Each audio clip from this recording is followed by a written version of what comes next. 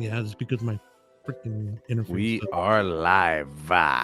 What up, Los? What up, bro? What's going on? What's up, Sierra Tech? What's up? What's happening, Austin? Nothing much, just typical chaos. About to be getting a studio renovation in a few months. Nice, man. Congrats. I know the channel is growing. It's due for some reinvestment, right? Oh yes, and we're working on it. Yes, sir. Yo, man, we got a situation on our hands, folks. We got a T-Mobile outage that's lasted a full day, and it's still going on. Yeah, it's ongoing. So, I saw kind of like the situation last night. I fell asleep. I woke up. I did some, test calls and texting, and things were working. And then just recently, I can't get incoming calls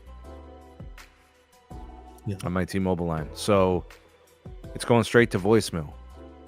The data speeds are the same. I don't really see... I mean, it's... The N41 on my home site's a little slower. It's like half the speed, but it's still fine. It's like 150 megabits down. Usually it's like 250 to 350. So it's a little slower, but like the problem is I can't get incoming calls. Oh well. I guess the data works. But what would suck is if like your loved one's trying to call you and they can't get through. You're gonna have to try like a different app. You can't use like your regular calling. So that's going on. Let's say hi to some people here. Raging Dusty, what up, man? My brother Gellert's in the house. What's going on, Bryant? Good to see you, man. Thanks for coming through tonight. What up, Joe? Dark Continent, what's going on, bro? That's Blue Tech in the house. Outage still going on. Yes, sir, it is. Working fine over here now. Speed slightly slower, but fine for the most part. See, Los? Mm-hmm. Things are kind of sort of working, but like there's still some stuff going on. And it's mixed up. Actually, we're seeing all types of stuff. Maybe I should just nuke it with these 3 home internets. You got all 3 gateways? I got all 3, bro. I got the Segway, the Nokia, and the Arcadian. Do you just write all this off on your taxes, Los? He wishes.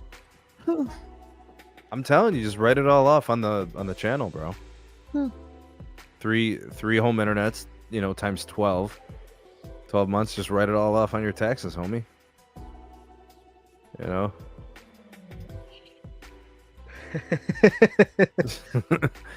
On my T-Mobile line, the data is barely working right now. That's why Verizon is my main line. That's from Joe. Yeah. What up? Yeah, homie I've been Mike? running Verizon all day, Joe. Antonio. What you mean, hear you out? Hear you out on what? What up, Baby Yoda? What's going on? Hit the like button. Live and direct. Join. Yes, that's right, bro. What up, Mojo? Happy Patrick Mahomes Day. Is that a thing? Is that a... Yeah. I guess. All right. Happy Patrick Mahomes Day. What up, Taylor? About the Super Bowl, I say this as a Cowboys fan. Welcome to the Red Kingdom. Oh, shit. Oh, snap. Is that the UFO that was spotted? What UFO, dog? Oh, damn. What are you talking about, dog? We talk tech over here, man. Yeah, bro. Come on, man. Come on, bro. Come on, man. Where's Weasel? Bro, I don't know. I put it on there. So, Josh M got hacked, SIM swapped, and now a 4-hour outage here in Indiana. Big Blue looking better by the day. Damn, son. Ooh. Hey, Big Blue does give what is that thing called? They give employee discounts 25%, up to 25%. You could qualify. There you go. You know Josh M? I've seen him around in the the Twitters of the world. All right.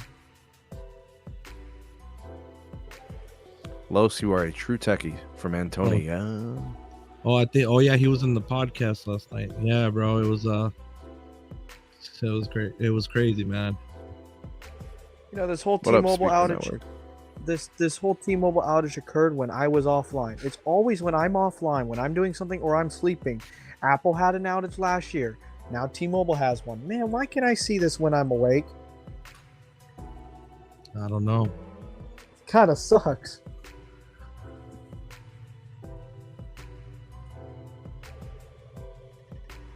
We got to do some shout outs. We got 67 in the live, folks. Hey, if you guys want to save some money, and even though now you can't really use it, if you want to save some money on Mint Mobile, the partner link is in the description. Check them out. Bro, that's why I couldn't do it yesterday. Oh my god. Also, if you guys want to support your content creators, one way to do it is by buying the SMT a coffee. Los, you know how much I love coffee, dog. Bro, yeah. I be chugging the coffees, dog. Caffeine all day, dog. Same here, bro. Yeah. The coffee and the Pepsi, bro. Either one, bro. But hear me out on this, though. Straight up, like, blech. All right? No creamer, no sugar. Oh, bro. Hold on. A little bit of cane sugar. If it's Sure, yeah. Sugar's okay. Black. Okay. The Okay, Cuban fine. Black. That's fine. But, like, I'll drink it just straight up. You know? Oh, yeah, of course. 100. No. I mean, sometimes I got to put a couple of ice cubes. I got to drink it fast. You know what I'm saying? Whoa. Time out. Mhm. No. No? You devour the savor, the taste. Come on, man. Los, it's too damn hot. I can't chug it hot. No. What do you want? You want me to burn my esophagus? Come on, man. Come on, bruh. Bro, when was the last time you burned your esophagus? Bro, I drink it hot right off the pot, bro. What are you talking about? You sacrificed the esophagus. All I do is this. And then just do it. That's it, bro. Come on, man. Then you got Pete with the cream and the sugar. No, he said just cream. Hey, Man, that Cuban coffee makes me go wild. Yeah, it's good. Yeah. So if you guys want to get the SMT some coffee, there's the Buy Me a Coffee link. That goes directly to the SMT. So it's a great way to support your creators. This is the story of the day, though. T-Mobile service outage continues, folks. Yep, and it's like pretty random throughout the country. Two people can be in the same location. One can have service and one might not. Some people are reporting texting and calling failures. I'm not getting incoming calls. Data works. Texting works. Some people are reporting no data. Their calls work, which is probably like not the end of the world, right? Like as long as your calling works, you're golden. But I guess there were some people who had some problems with 911. So T-Mobile will be getting sued or fined or whatever. Sheesh, man. Anybody been looking at Down Detector recently? No. Let's see, actually. I haven't been actively tracking it. I did make a call with my Mint Mobile line. Shout out to the sponsor. And in my area, I was able to complete a Mint Mobile line call to a AT&T number. Oh, damn. Down Detector had 83,000 reports at 11, between 10 and 11 last night. 10:21. Ouch. That's a lot. Yeah. Mm. A lot of reports, man. Yo, Bearded Dragon Woody. Well, it's Valentine's Day, you know, so.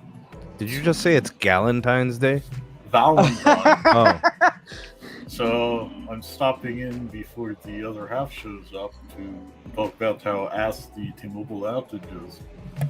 Did you guys get any outages in your region? Had like 40 minutes. Just data or calling or the whole shebang? The entire shebang. 40 minutes ain't bad, Pete. You probably could have just went and grabbed a bite to eat, came back, and it was over. Nah, I went to bed. More reason to fall asleep early, man. Exactly. A Down Detector is showing still people literally 7 minutes ago. Boyfriend had service up today until 3 minutes ago. Now he's having on and off to 0 to 1 bars, no phone internet on and off. Better than yesterday, but still in Arkansas. Still happening. Outages in Arkansas, huh? Yeah, down detector right now. It's really active still. You know what's crazy is people were reporting their mobile service not working, but home internet working. That's because, so with this whole situation that happens, literally, as long as you did not move, you stayed connected to the same tower site, and you didn't airplane mode or turn it off or anything, you were fine. But once you airplane moded it, you were done. That's so random. Anybody figure out like what the process was there? So there's 2 authentication servers for T-Mobile, one in New York and one in Bellevue, and that authenticates every customer on the network. Mm-hmm. So when you had that one side that was down in the East Coast, everybody, all 10 million, 150 million customers are authenticating in one server in the West Coast. There you go. That's one of the issues. It's one of them. We can get on the other one later, whenever you're ready. How about this one from Brian? My iPhone 14 Pro had no service. The 6 Pro had service. Both on T-Mobile. The other halves, 7 had service and mine didn't. I didn't complain. And then my iPhone 13 Pro Max didn't have no update downloaded, but it randomly rebooted at 2:02 a.m. in 1 second. So unusual. This was the weirdest outage we've ever seen. I'm wondering if the phone rebooted because it was trying to get either a carrier update came over Wi-Fi, or it was trying its best to reconnect to the T-Mobile network. Hey, Sneed, does your Decker T-Mobile line have a missed call? I think it's upstairs. Let me go check. Let me go grab it. Nah, don't worry about it. No. Voicemail. For a while, I wasn't getting any calls. Like, I did a couple of test calls. They were going straight to voicemail, or Hey, would Steve, ring once, and that was it. Steve, how was your stuff over there? Were you down in Fort Lauderdale? No. No, T-Mobile down didn't in. go down at all. Except earlier today, I randomly saw Edge for like 5 minutes, and then went back to 5G. Is that on the iPhone? I don't have an iPhone. What do you got? A Galaxy? Yeah, it's 22 Ultra. Yeah, S22 Ultra was on Edge. Damn, son. Usually it's like the Pixels that do that. They try to find some kind of a network. Hey, I get Edge calling in the middle of nowhere. I'm not complaining. So Brian, let me answer this question for you. I have like a lot of reasons why. So you mentioned multiple rounds of layoffs. The customer doesn't care. Multiple security breaches. The customer doesn't care. Very few root metrics wins. The customer doesn't care. At what point is anyone still on T-Mobile customer? Because the bill's cheaper. Just being straight up with you, from the consumer side of things. Pete, have at it. What do you think?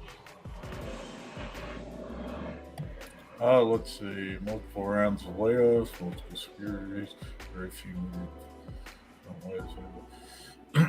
Well, in my market, they're like a good 15-20% cheaper than Verizon, and they have better coverage. And don't get me started with the AT&T dead zones. You know what's crazy? It's so hard for me to imagine a world where AT&T has coverage issues because Ohio's so good. But then, like, Pete's like, I don't know where this band 14 is. I don't see it. Hey, the FirstNet consortium still doesn't know where it is. Oh, damn, son. I don't know, man. How long has it been since they had band 14? It's been, what, 4 years, right? 4.5 years. Yeah. How the hell doesn't every single site have it by now? Don't they get paid to deploy it? Yeah. I mean, Hey, listen, I proposed a few years ago that T-Mobile should have got the frickin' Band 14 FirstNet, and then their network would have been so much bigger, and it would have been nice to get some fresh blood in there. But I'm guessing that there were probably certain things that T-Mobile wasn't able to do. You know, their capex wasn't up to snuff or whatever, so they knew they couldn't provide it. And FirstNet's probably like, we need backup power on every side. We need this. We need that. And T-Mobile's like, all right, we're out. T-Mobile, if FirstNet went up to decide who's going to be jumping into it today, T-Mobile would not be winning the bid at this point either. So, but Verizon wanted no parts of it. They didn't even put in a bid. Like AT&T just took it.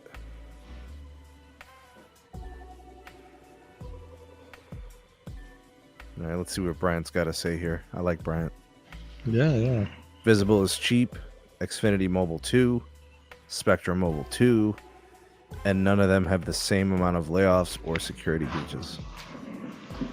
Oh, wow. Yeah, but I mean, yeah. So like the pricing, sure, but like it just doesn't seem like the consumer's apathetic to security breaches. Like Pete will tell you, his stuff got leaked out in the Experian breach. So well, yeah, Pete's like, whatever, you know what I'm saying? He's like, also, you can't forget that Aetna breach that kicked out most of my personal health information. Yeah. At the end of the day, bro, of course there's a breaches, you feel me? But when there's multiple happening throughout the year, you know, in every year, that's unacceptable. You know, if it happened every 5 years, or every 3 to 5 years one time, okay, you know, it happens. But every dang year, bro, come on, man. And sometimes twice a year, come on. It feels like once it happens, it's like floodgates, right? Like now, you know, the hackers are just swarming like freaking bees, you know? Oh yeah, bro. They're a bunch of bastards, bro. What do you expect, man? They're trying to make it happen, you feel me? Trying to get rich fast? I don't know. Trying to get rich, die trying, like they say. You feel me? So what's like a typical punishment, legal punishment for like breaching a carrier and having access to all these personal identifiers and selling them on the dark web? What's the legal ramification? Fine, I would think. Just a fine?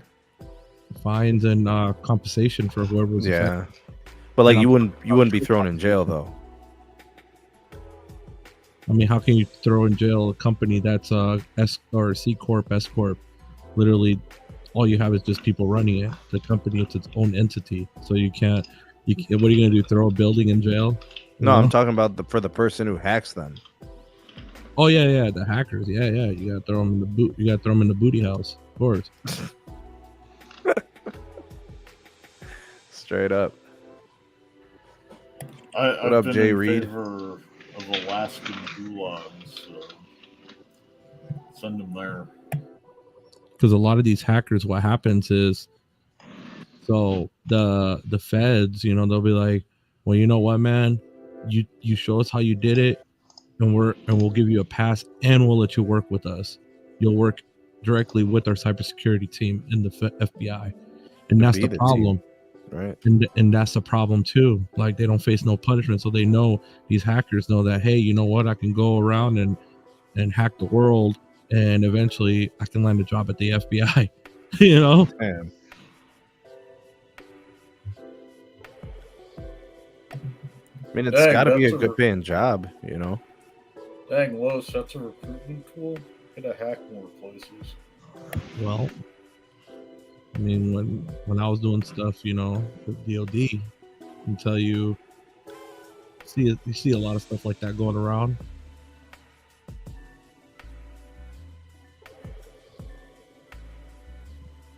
No punishment. You know what's kind of nice? I was thinking about this earlier today, and I was looking at all the things, and I was tracking the outage situation. It's kind of gotten to the point, like, if you're a savvy customer, you can get a pretty affordable second line just to have a different access. right? So like you got your primary and then you got your backup, and pricing's not really all that bad, right? Like you can get like if you want, let's say you have like Verizon and you want a backup line, you pick either T-Mobile or AT&T. You could find an MVNO deal. You get on someone else's account.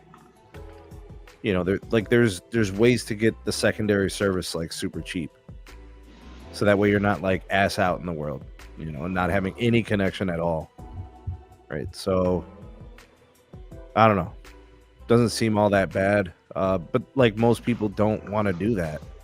Like they don't want a second line, don't know how to do like an eSIM or a second line, don't want a second phone, dude. Like some people just want no parts of that. And like I said, let's see, what is Bobby talking about? He said, I have an issue on my own hands. What happened to your hands? Nah, he just has an issue with he's trying to get back his old 2005 unlimited plan from Big damn Red. Son. Yeah, they kind of screwed him when he upgraded. He did it online, I think it was, and they screwed it up, bro. They weren't supposed to, you know how you can do it online, not change your plan? Well, somehow it changed his plan. Can they revert it back to that old SKU? They're supposed to, but I told him he has to get a hold of the Better Business Bureau and file a complaint and do it through them, so they can escalate it to the proper people. Sub Zachary H. Parsley. My T-Mobile was out last night, 8 p.m. All my phone, but my food phone was out. What? Probably his food stamp phone, bro. The food stamp phone. Yeah. It's the one that you use when you're eating, you know. I don't use a phone while I eat. T-Mobile's down in my area yesterday, all day. Just came back today. All right, good. Somebody's got some service restored.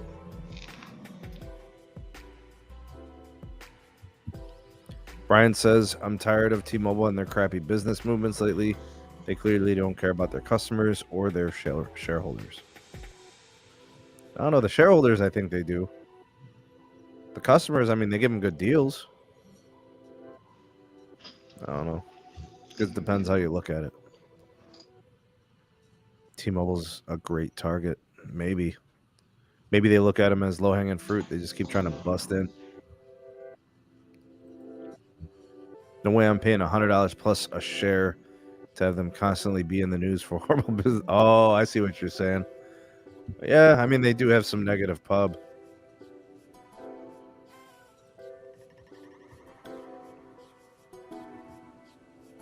Let's see here.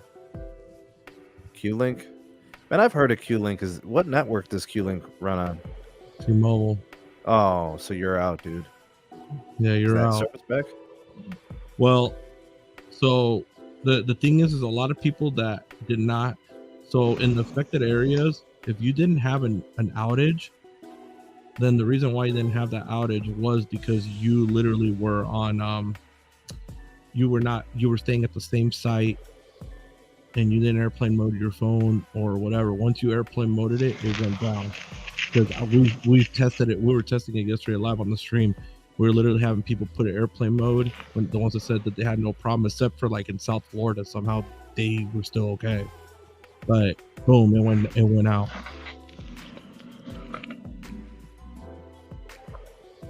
You know, I never checked that at like when I went to work this morning. But I mean, I was using it. The data was there. Yeah, bro. It was very hectic, bro. A lot of people were just, bro, think about it. There was people on Reddit posting they couldn't even get a 911 call out, bro. And they literally were showing proof, bro. Now that's gonna get T-Mobile in trouble. That's fine, right, Pete? Yep.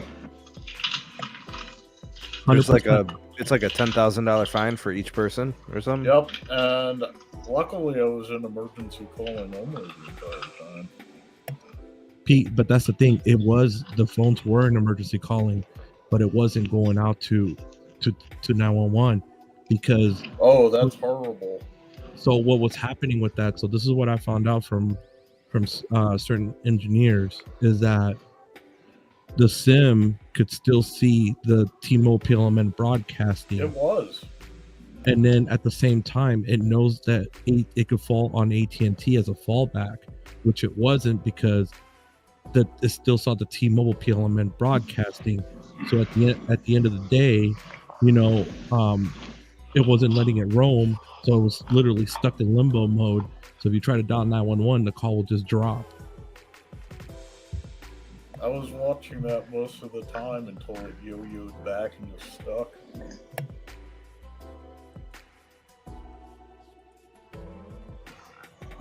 Have you guys ate Chipotle? They're good. Yes, I just actually had it earlier. Had it for lunch. What'd you have, Los? The steak or the chicken, dog? The steak, bro. Come on, man. Los, listen. I heard you were more of a sofritas kind of guy. Oh, come on, bro. Don't be playing with me, man. You be busting up them sofritas? Oh, bro, don't be playing with me with this, man. Come on. Yo, Austin, you on them sofritas?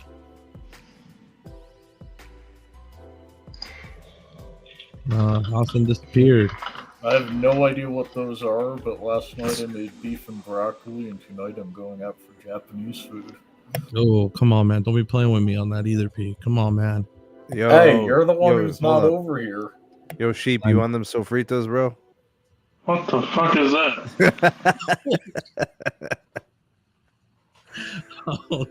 Come on, Sheep. You know you'll be on them sofritas. Oh, Zachary works at the Chipotle. Oh, nice, dude. Hey, let me ask you something, Zach. So, like, in a ratio, like, what's the hierarchy? Like, is number one chicken? I would imagine it's chicken. Then it's the beef. Or is it the steak, then the beef? Gotta have the steak, bro. Come on, man. The steak over, like, the shredded beef, right? The steak. But the sofritos, though, where do they stack up? Because I know Los be going there all the time for the sofritos. Come on, bro. How you gonna do me like that, bro? I don't be messing with that, bro. Come on. You ever look at that? I mean, it's like, I don't know really what it is. The only thing I could think of is it's like a shredded tofu or something. I don't know, bro. I don't know. So you don't bang on the sofritas? No, I don't. You don't get extra sofrita? No, you. Oh, look, he's saying they do about 50% meat, 50% sofrita. Bro, look at my Chipotle reward balance, bro. Come on, man. Oh, snap. You got points? I got over 8,000, bro. What are you talking about? Oh, snap. We got another person who is a manager. Chicken, then steak, then what is that, barbacoa? Yeah, barbacoa. Yeah. That's right. Listen, you on that beef tech, bro? Bro. You know what, man? Let's hit. Do you want to hit the people with the real reason, bro? Mm-hmm. You do? I do. I need the people to know, dog. They deserve to know the truth. All right, guys. The whole truth and nothing but the truth. So help me, Bob.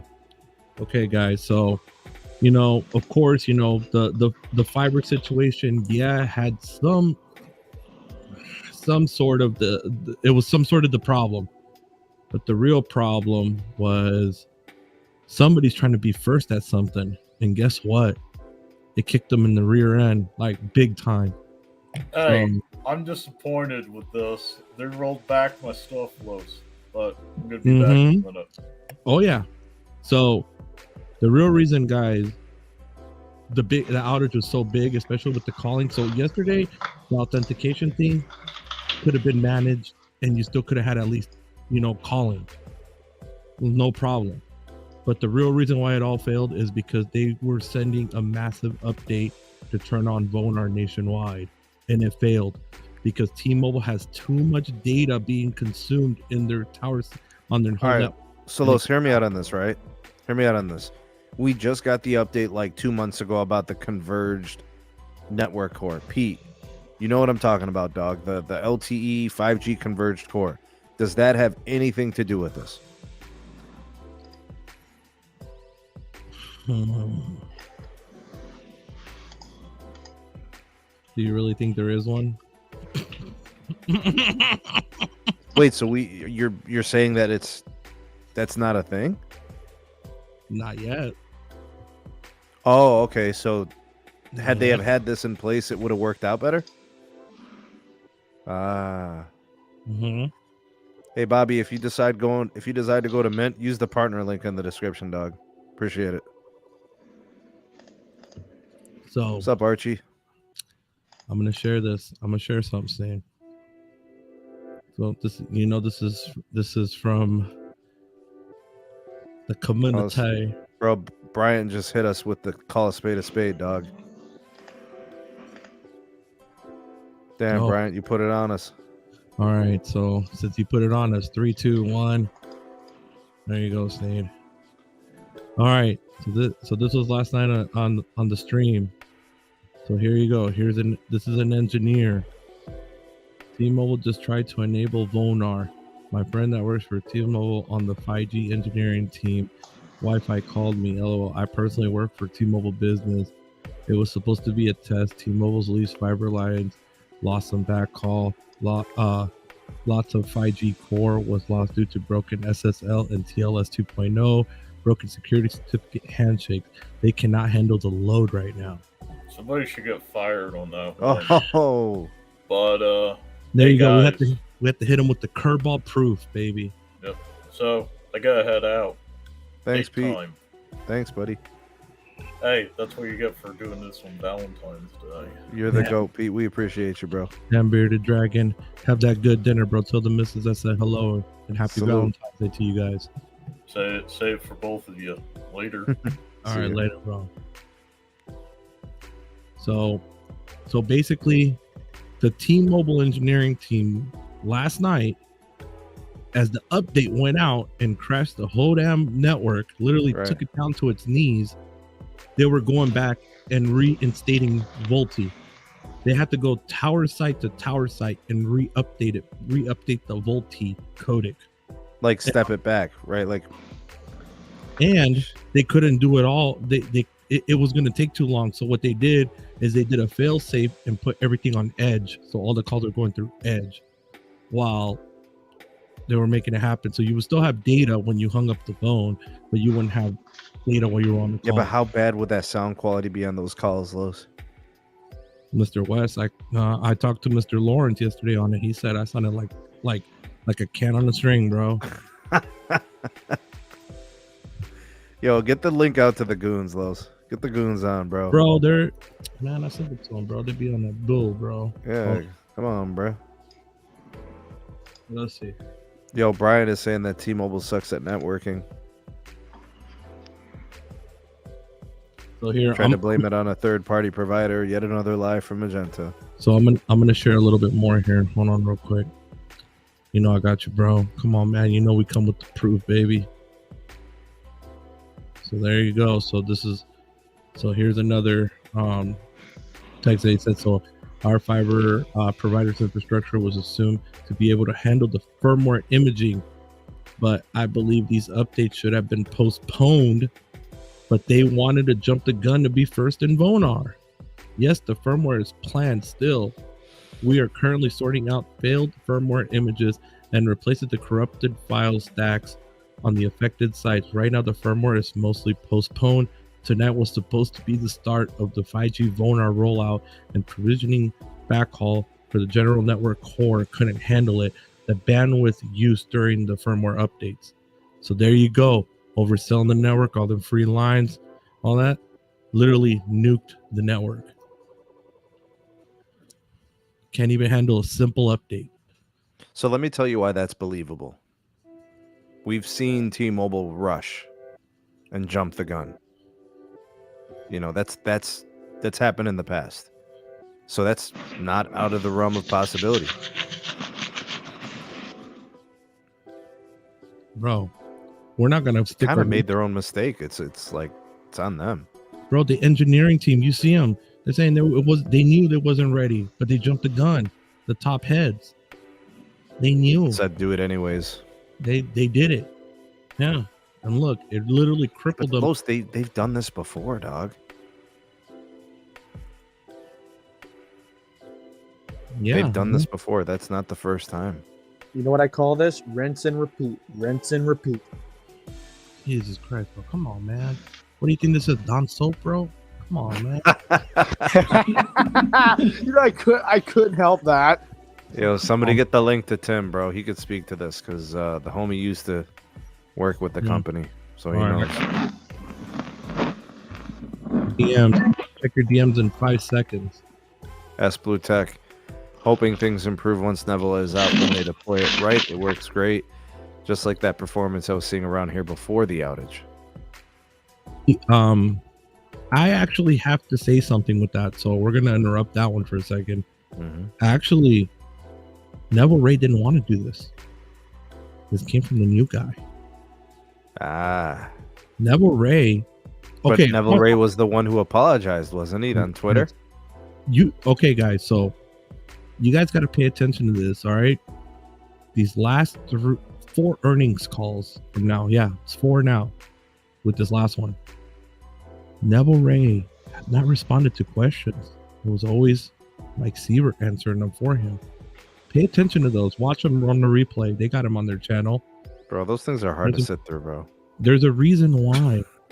Bro, because he knew that the approach was wrong, bro. Remember, bro, the one thing I can admit about him, bro, he's a car guy, bro, like me.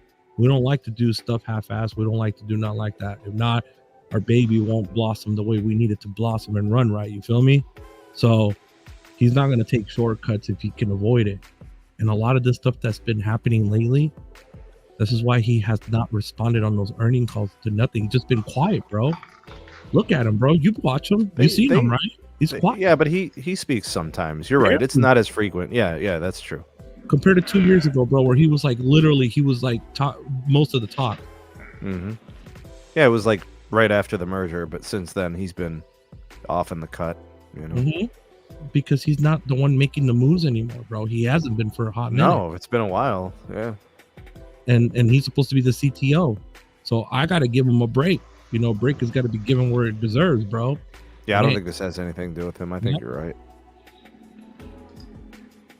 So, you know, it's just... Ricky chimed in. Oh, no.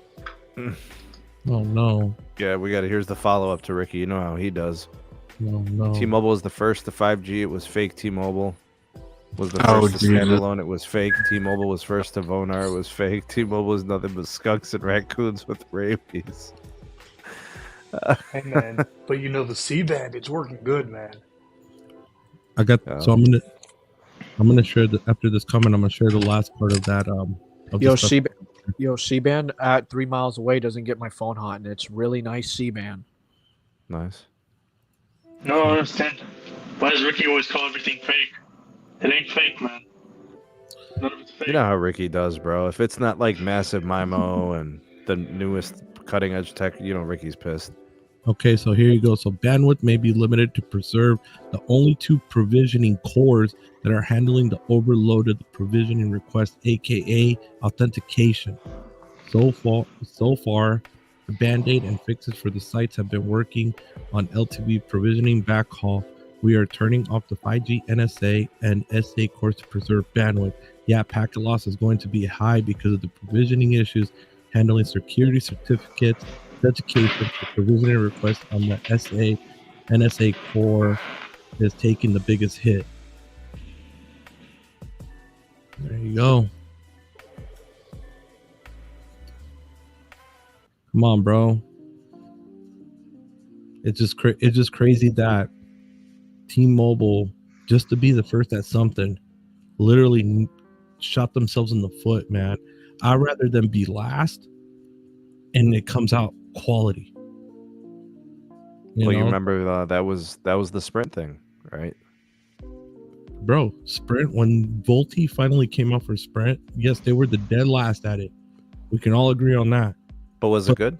The call quality, honestly, it was better than Verizon's, bro. Oh, wow. It was clear, bro. It was really good. And they were dead last, bro. Yeah, they were last. I mean, I don't remember any Volti in my market. I don't. I remember a lot of calls over 3G. Well, yeah, of course. Yeah. When I got it, it was really good. I only got a sliver of it, but yeah, for Sprint, it was good. Wow. I got it for like a few months, and then the merger happened. Yeah, that's exactly. Carlos sent me out a line, and I'm just like, oh, wow, this got better. But it took him a long time, Los, and the other carriers were way ahead. My issue with Sprint was their data performance. No, dude, the uplink here was really bad, Greg. Like, I would get 140 megabits down on band 41 and get like 2 up. My issue with them is because they had the extra range going. I forget what they called it. Was it HUP or something? But they called it something where N41 got just as good. Yeah, got just as good range as the N25. But the sites are so spread apart. I was on N41 or N25 or N26, band 26. There was no in between. So I was either flying 100 megs or I was slow. Like under a meg slow. Bro, so here we go. So the workers are following orders. Even Caleb said that they were telling them to do things with the network that were half-assed and completely wrong. Well, this one bit them in the rear end hard because the network is still acting up. And it's. You think customers are looking to leave at this point? Like, do you think this is one of those situations, Los, where maybe a little bit of churn? Sneed, I did a poll last night, bro. The poll was very actively. They're gonna dip. We had a dude that literally just got approved for Verizon online, like over doing it through the web as BYOD, and he was like, "I'm generating my port pin right now." Damn. I'm like, damn. Yeah. To go to AT&T or Verizon? Verizon, bro. He ended up going to Verizon. I'm always curious who they pick and why. You know, like, I know they're going to pick one or the other, but like it's always the reason I want to know. Like, so if you pick AT&T, why AT&T? If you pick Verizon, how come? You know, and most of the time it's like, you know, it's coverage 90% of the time, whoever's got the better coverage. But then sometimes they'll say, well, I have, you know, I get a better deal or I get a discount through work. They'll go with AT&T. And then me, it's the stability of the network that I look into. Who's got the most stable network, Austin?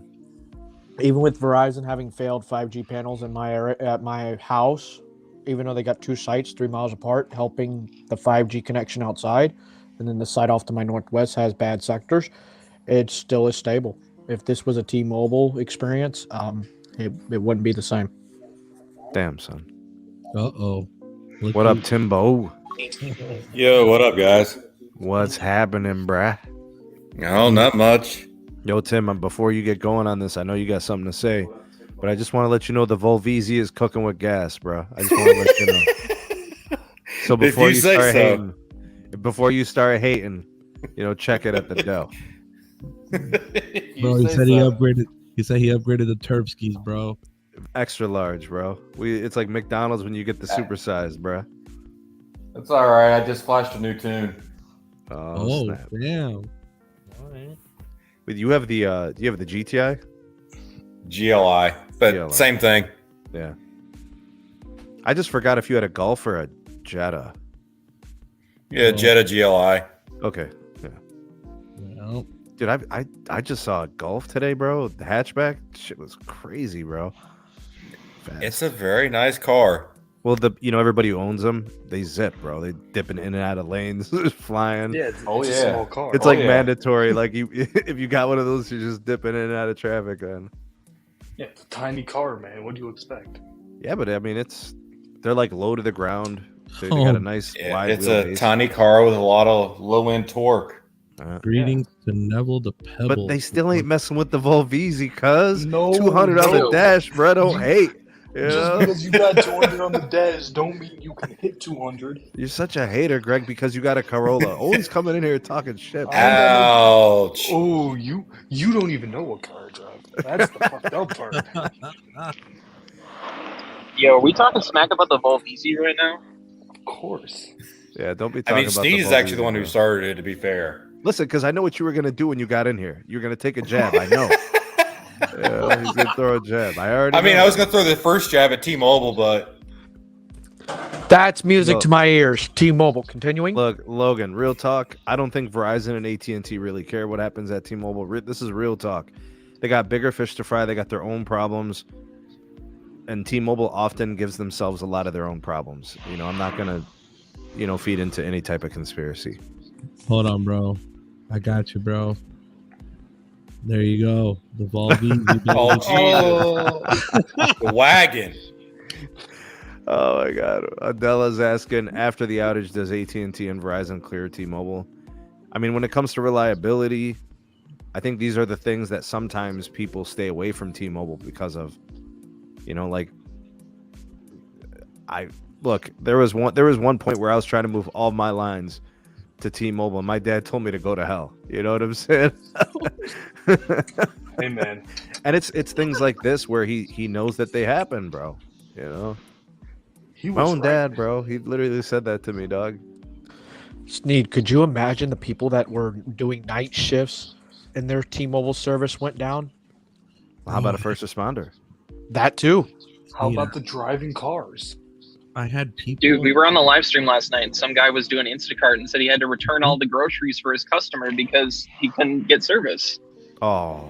Yeah, bro. So now somebody probably didn't have food for the night. You feel me, bro? That's messed up, man. I don't ask for it all the time, but our government needs to go completely after this company for that failure. And I'm not pro-government, bro, but I believe that they need to do something. Like, they need to get fined. They need to. So all this over them just trying to jump the gun, bro. Bro, you read it yourself, bro. Come on, man. You think I'm gonna sit here and put something out, bro? If it was smoke, come on. No, it's just crazy that they would make that decision. You know what I mean? It's just nuts. Let's be the first at something, Sneed. Come on, me and you know it. If we want to be the first at something, we're smart enough that we'll know to be having quality over quantity. But if you got the quantity over quality, then you're just gonna blow it and hope for the best, and it backfired. Hold on, I got a question to ask Tim now. Yeah. Hey, Tim, so are you still gonna move to T-Mobile? No. Yeah, but you're always belly aching about Verizon, and you still haven't gone to AT&T. No, I won't. I always tell you. I am perfectly content being on Spectrum Mobile. But here's the thing, dog. Los Mobile got the big blue access. You don't even have to have an account with them, bro. We know about the checkered past with the big blue Death Star. I already know, dog. Bro, let's put it this way.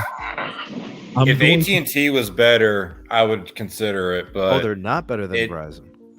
No, overall, Verizon is still better than AT&T, especially when it comes to coverage. You know what I'm gonna do for Tim? I'm gonna set up a GoFundMe, bro, for him to go to T-Mobile. I got you, bro. I got you. I'm gonna go get a new set of rims for the Volbeezy for Steve. Damn. Bro, we're gonna spray paint them black, bro. I'm telling you, dog. Oh, come on, man. At least get a powder coated Jesus, bro. What's up? This is Running Flame, bro, the homie. I can't in good conscience recommend T-Mobile Direct, regardless of how much cheaper they may be given the security problems. Widespread outages are just a crap cherry on top. So my response to that comment is T-Mobile's customer base doesn't care. Literally, they will call into customer care, complain a little bit, they'll get some credits, and they'll move on. It's facts. I mean, I was telling Bryant the same thing. He was in earlier. He's like, well, if I'm a T-Mobile customer, I got 1, 2, 3, 4, 5. He named like 5 different things that are a problem at T-Mobile, and I'm like, they don't care about any of that. All they care about is a cheaper bill, and they'll, like you said, they'll get bill credits and move on with their life. Yeah.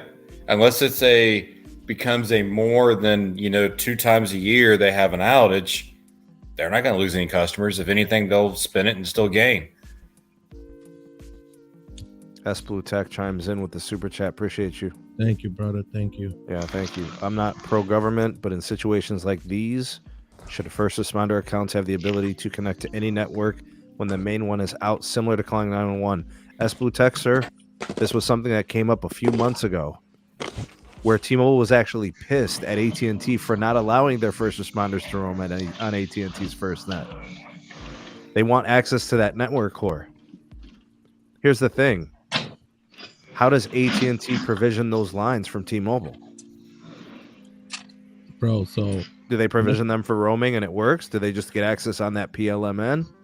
So yesterday, when the outage was happening here, I forced my phone to AT&T, and you know how normally it's capped right at like 2G speeds. Nah, bro, it was the full ride, baby. It was giving it all, bro. They knew that they screwed up so bad, bro, that they were literally giving full AT&T access on the T-Mobile SIM, bro. So you know the roaming charges right now that T-Mobile has with AT&T are gonna be up the wazoo, bro. Cause you know people Rates going up, bro. Yeah. This is gonna be a nice slam dunk for April 1st for people that are gonna get price hikes on plans. So CapEx, bro. I think CapEx might be a little short. Wait, rewind. What am I missing there? Price hikes April 1st. everybody's expecting price hikes once the 3-year anniversary of the merger is done. Oh yeah, especially Legacy Sprint. That's a given. Oh, they're just gonna slaughter those plans. I mean, they already took away what, 2 perks? Mm-hmm. Yeah. So There's where's still the value people- now?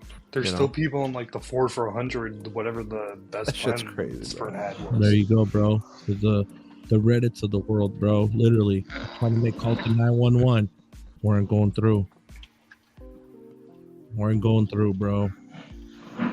And everybody here, you know, was like, T-Mobile, report this to the FCC. People were like, report it to the FCC, you know. And then guess who got it taken down? T-Mobile got this post taken down, but thank God that I screenshotted this. Like, Why'd they want it down? I mean, it happened. It's the truth. Yeah, I mean, things happen. It's your shit, you know. but that's what I'm saying, bro. Right now it's cleanup time for them. Running Flame was a big T-Mobile supporter. Looks like he's jumping off the wagon. Bro, like I told you, Sneed, before the whole N71 debacle that we did and all that, bro. What did I tell you behind the scenes, bro? I use T-Mobile a lot. I told you that was my second line. Well, you were pissed I was mad, bro, because what they did is the network became unbearably horrible in experience in Vegas. Bro, I used it as my second line. Like, it literally. So I have both my phones, bro. If I remember correctly, T-Mobile was your one. primary was Verizon, your secondary was Sprint. Between Sprint and So- T-Mobile. So okay, so you were going. Okay, gotcha. Yeah. So you never really were on the AT&T bandwagon. Not at all. I hate AT&T, bro, with a passion. I don't think anybody actually likes They AT&T. I don't believe anybody actually does. Like, they might say like, okay, the network's decent here. I got the fiber, but like deep down inside, they're like, get the F on, dog. Like, the hell with them. They screwed me on the first iPhone, bro. So this is what happened. I bought the first iPhone, bro, and I You set paid up $500, right? It was $700. Damn. So I went home, bro. And then literally where I lived was in the Southwest Mountains Edge. It's a new development that was happening. My wife and I bought a brand new house, bro. We were happy because this was our first brand new house, like brand new. And literally, bro, I didn't even have service with AT&T, bro. I had to literally walk to the middle of the street just to get one bar. So I was like, man, I ain't having this shit, bro. So I literally called AT&T and I canceled. This was after I had the phone for a couple months. And tell me why, bro. I paid the phone full price. But then out of nowhere, bro, when I went to go buy my second home, to be able to rent out and make money on, they said that I had a collections on my credit for AT&T. They charged me a termination fee. $35. $350. Oh, Yeah, that's back in the days of old school contracts right there. Yeah, but the thing is I didn't have no contract because I bought it directly from the Apple store. There was no contract. I didn't ask them. yeah. If you was buying an iPhone from them, it would have been $200 on a 2-year contract. Yeah, You it probably would've- had a contract for the service, but whoever did your account fucked up. Bro, they literally screwed me, bro, on that shit, bro. So, of course, I was like, I had to pay it, bro, because I needed to get this house. So, Yeah, in order to get it, they made me pay it. We got a super chat. This one is from Dustin. Appreciate the super chat, bro. Problems have become so visible, even should have just go visible. Oh, damn, I like that. All right, so here's the thing about Visible, Dustin. They got a $30 entry level plan, which gets you, their entry level access. You're not going to get like full official 5G UW support, but it's Verizon's very large LTE and 5G network. So there's that. And then if you want to pay the $45, you can get yourself a higher tier access. You're basically on QCI 7 if you're on a 5G UW, and then you got some priority data. So, yeah, Lavendi, absolutely hit the music, bro. Totally agree. There is one person. Oh man, I know Lavendi, bro. I love the guy, man. He's awesome. The Greek brother. And Lavendi. What's up, Lavendi? oh man, we just added somebody. What happened to Neville the Pebble? You up in here? Oh, I'm still here. I'm driving. Sorry. Oh, hey, Neville the Pebble. How you doing? Enjoying my retirement. Oh, damn. Hey, can we get Keon up in here? Can you stop bullshitting, Keon? Get your ass in dude, here. I sent dude. The link is in the damn thing, bro. This guy don't come, bro. Listen, mobile. all I know is he's Keon no has a magenta thong riding up so high right now he can't even talk. Hey, it's like that. I can't even finish what I was going to say. Bro, he probably can't even come on because the service is. Bro, his magenta thong is hiked up so high he's probably flossing with it, bro. Oh, come on, bro. Yeah, Don't come on! Don't insult that way.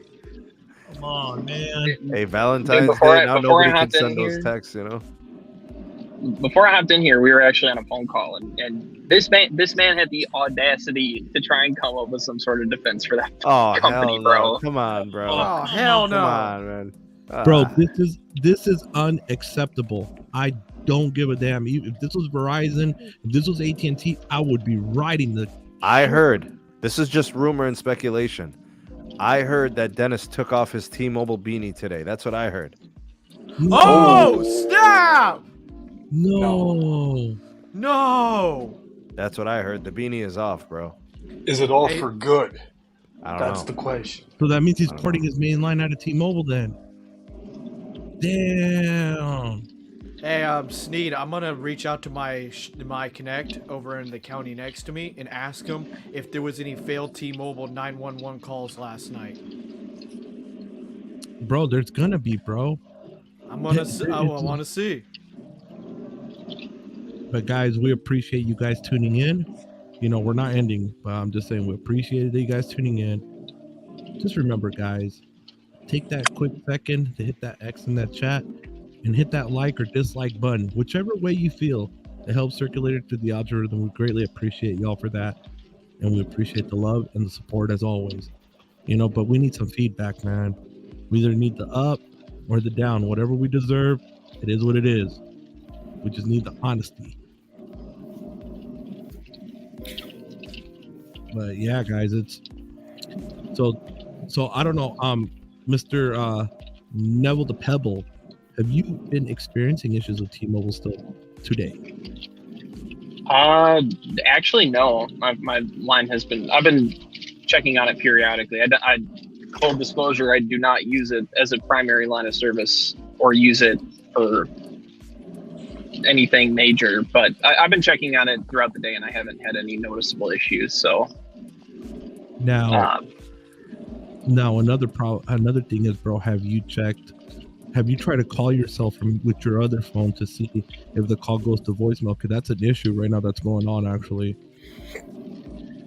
I haven't. No, I've checked making outbound calls from the phone, just like calling myself here and there, and it seems fine. But I didn't try the other way. But yeah, it's the other way that's happening right now. That's the issue. And then there's still people having no service. I mean, Down Detector is still pretty active right now. There's people in Oklahoma not having service. Let's see here. What's the latest update here on the Down Detector? So an hour ago, I love having no signal, maybe because the phone doesn't dictate my happiness. I cannot get to work. I cannot get work done, etc. That's just like being in the good old days. Nothing is perfect, so it should not be. Embrace it. Don't complain. If that is not important, that is not. What the heck, bro? Like, why would people say something like that? Like, bro, I mean, Sneed, is it cool to share the Down Detector? Well, I don't even know if he's on, but I'm gonna share it. All calls in my area going in and out, Sneed, do work in this area for T-Mobile. So while we're looking at Down Detector, Greeky posted a comment. As much as I hate cable, T-Mobile people should move to Xfinity Mobile or Spectrum or Visible. One thing I will say, if that's something you're interested in, I cannot tell any difference whatsoever from being on Spectrum to Verizon's unlimited Get More plan. It's literally the 100% same. And instead of paying $195 a month with Verizon, I'm now paying $90 a month with Spectrum. 100% the same. Same bandwidth, same priority, same coverage, same everything. Like, I literally cannot tell other than my bill's cheaper. Until you hit the cap. Yeah, I was going to say until you hit that Well, cap. the thing of it is I've got the unlimited plus, so I won't hit the cap till 30 gigs. And I don't use that much data on my phone anymore. I mean, I think the average American only uses 22 gigs ish of data a month on average. And even if you were on ultra wideband, anyways, bro, you would literally you would have unlimited, uncapped anyway, so it don't matter. I believe. So when I connect to C-band, it's the same. Millimeter wave, the same. Like, literally, there's zero difference. Okay, so this is the map right now with down detector with how it's looking. So it looks like LA. It looks like what is this? Kansas? Yeah, Kansas, St. Louis, Chicago, Detroit. Yo, anybody get the T-Mobile mugs yet? Oh, what no, service, bro? That's right. What service? Right. Yeah, well, how are you gonna get the text, bro, to be able to do it? The pin and load it up, bro. Come on, man. Come on, Sneed. How are you gonna do people like that? Damn. Come on, bro. I've forgotten about T-Mobile Tuesdays. So you haven't been going to pick up your free stuff? Hell no. What about the socks, bro? No. What about the umbrella, man? I haven't missed any of it. Bro, so we're looking at down detector, bro. So a lot of the major cities are still like, Seattle, San Fran, LA, Phoenix here in Vegas. You got Kansas, Dallas, Houston, Tampa, Florida. I see a little East Coast action. Is that DC? New York and DC, yeah. New York Boston. and DC. Yeah, I've been having issues all day. And those are major markets for T-Mobile. Like, they have crazy share in those cities. Remember, these are just reported by people, so there could be. There's people that are just like whatever, and they're not doing anything about it. So here's the most reported locations: LA, Phoenix, Houston, Vegas, Seattle, Dallas, Chicago, New York, and San Diego. Which yesterday a lot of people were talking about San Diego.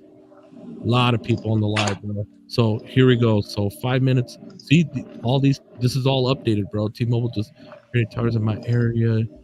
Yet downgraded my signal. Go figure. Damn. So T-Mobile not working again in LA area. Arcosa Hills, California. No 5G, says 4G LTE, but I have nothing. No mobile network. Happened last night too, around 1900, but no T-Mobile signal at all. What's going on? So you see, bro, still signal going out, bro. A lot, bro. Even Look in at this, bro. Petersburg. Bobby can't even get a hold of Haley. He's pissed. Oh, damn. Yep. I told you. Situation, man. Bro, he got his plan back, bro. Hell to the yeah, bro.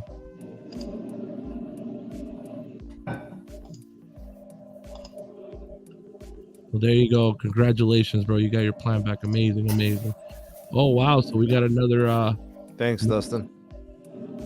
If you, T-Mobile, stay in your metro or go grab your favorite mint. If you AT&T, just cricket away. If you verify with Verizon, total is visible. Dustin, what are you doing, bro? Bro, I like the rhymes, bro. I like it, bro. I like it. That's awesome. You guys didn't know it, but Dustin is a poet. You know what I'm saying? Bro. Yeah, the poetry is really hidden, bro. I love it. So, oh God, Archie. So Sal is saying, in LA, I haven't had any problems with T-Mobile. Huh. Well, hold on, James. Who were you on before? Were you on T-Mobile? Yeah, he was. To Verizon? Yeah. Yes, he was. He was. I think he did. Last night he was generating the port pin too. He was. I think. So it's confirmed. These outages are a much bigger deal than the breaches. Yeah, I wouldn't say that. Well, nobody's leaving over the breaches. T-Mobile's had like 17 breaches. Well, it could be the icing on top of the cake. They just had a data breach, and now they have this huge multi-day outage. Bro. Oh, damn, Lavendi's right. East Palestine had that train situation. You didn't even know about it, bro. Come on, that's your state. Los, I didn't learn about it until yesterday or 2 days ago or something? Yeah, when I had to tell you about it. And when did it happen? 3 days prior to that. I had no idea. But it was being like covered up, bro, until Suppressed. Yeah. Suppressed, unfortunately. Imagine, bro, they had no service, bro. Think about that, bro. The Lavendi's right, bro. That's crazy. No 911, no nothing, bro. Bro, listen, you need to talk to Haley, Bobby, and let her know what time it is. You might be able to add her on your plan, on your red plan, bro. You know what I mean? Yo, Austin, do you have accounts with all the providers, or are you on like secondary accounts with others? I am on 2 Los Mobile lines and then my T-Mobile stuff. But if I'm saying this now, if my T-Mobile One plan rises on April 1st, I'm switching everyone over to Visible. T-Mobile can eat crow. They can eat crow. I'll even feed it to them. Hey. So Wow. Mr. Dustin, the poetic. Yo, Dustin's put it on thick today, bro. Need is definitely minting away every day. Thank you for the $10 dono, bro. We appreciate Dustin's funny, man. Thanks, Dusty. Appreciate all the super chats, man. Thanks, Dusty. Bro, that is crazy, bro. I love the poetry, bro. It's amazing. It's a poetic kind of day, you know? That's a Dustin special now. I'm going to expect more of those rhymes, every live stream. Oh, I know, right? Well, let's see what Archie said. I think the outages are more noticeable to the average subscriber than a security breach. Probably more impactful, just like the Instacart people, the Door Dashers. Dude, I had Door Dashers in there, bro, saying, bro, I'm trying to figure out what's going on with the network. But here's what's going to happen, Los. Let's say that those customers are like very cost sensitive. Like they micromanage every little dollar. They're going to compare the price and they're going to be like, damn, my bill's going to go up $15. Because it's like $10 difference in the line and then the tax and the fees. So if it's like $15 difference between that and Brad, they'll be like, oh, I can't afford that. Even though it's... Yeah. Bro. Like they really should switch if they're having these issues. They're going to be like, yo, it's too much money. I'm not switching. So let's look at this from a different 50 avenue. cents a day, by the way, right? If it's $15 a month. Go ahead. So I was going to look at it from this perspective. So let's say, or let me rephrase. So most of us financially, we're pretty sound. We can kind of go wherever we want, do whatever we want, buy whatever smartphone we want, and it's no big deal, right? Mm-hmm. For most people, they choose T-Mobile because low income family, fixed income, Social Security, whatever their financial situation is a lot of time why people choose them. And they kind of know that, hey, I'm getting something cheaper, probably not going to be as good, not as reliable, not as secure, and they accepted all that. So all this stuff, as much as I hate to say it, it doesn't matter. Especially now when economic times are tightening, average household now is carrying almost $16,000 of credit card debt. Where else are people going to go if they don't know about Visible and all these other options because they don't get on the internet and look? All right, but Tim, the cap has to stop right now. Nobody can say that all the carriers are exactly the same now and they're all about on the same level playing field. Can we put an end to that at least? Yeah. Can we put to rest the talk of, oh, they're all exactly the same and it's all competitive now? We could just look for the best price. They are definitely not the same. I mean, Verizon in my area, they have the most reliable coverage. Do they have the fastest data speeds? Hell no. But for the functionality that I need, it's my only alternative. Could I get by with T-Mobile? Sure. Would I have to accept 5-mile patches of dead zones? Yeah. So that's a risk that me and my wife agreed that's not worth taking on a backcountry road. Okay, so let's frame it this way. Out of 100 people, how many of those 100 people are buying their mobile service because of speed?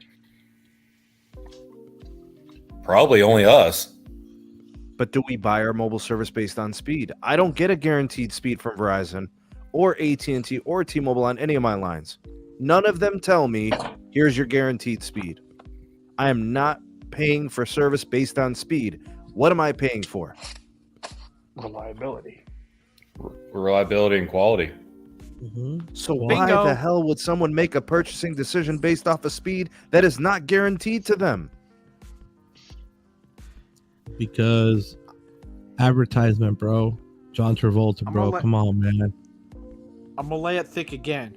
This is what I told Keon. I would pay and invest into a carrier for reliability over speed. And he argued with me on it. Look, Cipriani Tech, I'm telling you, there are people that say they choose T-Mobile because of speed. Yeah. Well, how the hell is that working out? It's not. It's not looking too Anybody hot. who's paying for their mobile network for speed is losing right now. Oh yeah, across the board. It doesn't matter which of the three you have. Exactly. You're not. There's no guarantee of speed, and your speed doesn't even matter. Hey, Sneed. So I guess Bobby's gonna put his friend Haley on this plan, bro. That's it. Time to depart to the sunsets, baby. That's it, bro. And it's just crazy, bro. At the end of the day, why do you care about being first at everything, T-Mobile? Why? Because I know you're listening in here. I already know you guys monitor our stuff like hawks. Why do you care about first everything? We want quality, even if it means you're last. I mean, it's no different than Google and Apple. Google tends to release the new features first. Apple waits and gets it right. No. That's not what Apple does. Apple does it so that it's cost effective. Well, there's that side too. Apple doesn't innovate technology. They innovate pricing. They will not deploy anything until it's cost effective for them. You will never see I would agree with that. You will never see an iPhone with a new battery technology until it costs them about the same as the old battery technology. And they never used an OLED until the price came down enough to where they could put it on there and still make a 40% margin. They refuse to give up margin for innovation. They will never do that. Hey, I think you mean courage, Sneed. It's courage. Sneed, at least they have the courage to not put it on. They have the courage to innovate in pricing. That's right, Juan. Reliability over speed any day. That's how. But none of them offer, none of them guarantee you speed. They all just say, here's our coverage map, here's what we're selling you. Right? So you can advertise whatever you want, but you're still, to this day, you're not paying for speed.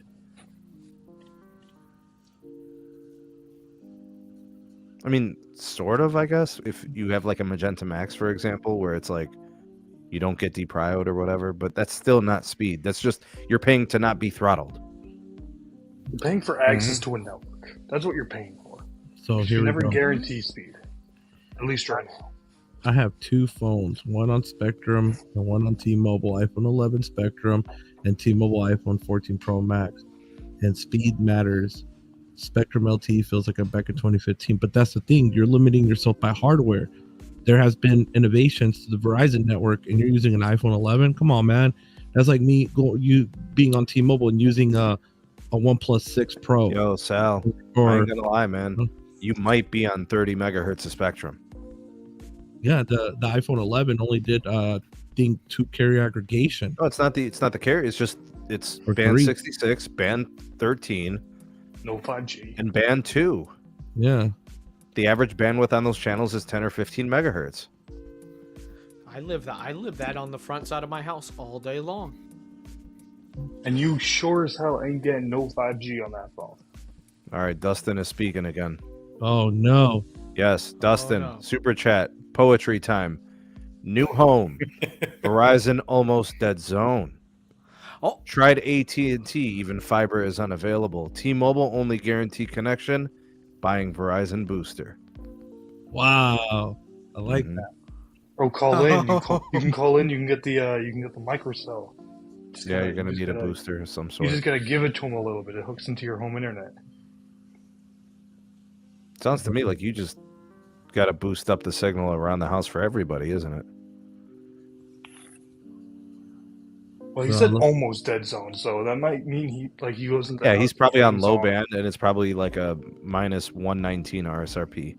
Yeah, he's like barely hanging on in the house, but once he steps outside, he's fine. That's probably what he means. It's just like my friend up in Fleming Island, Florida. She's got 2 sites, one half a mile to her south, another one 1/8 of a mile to the north.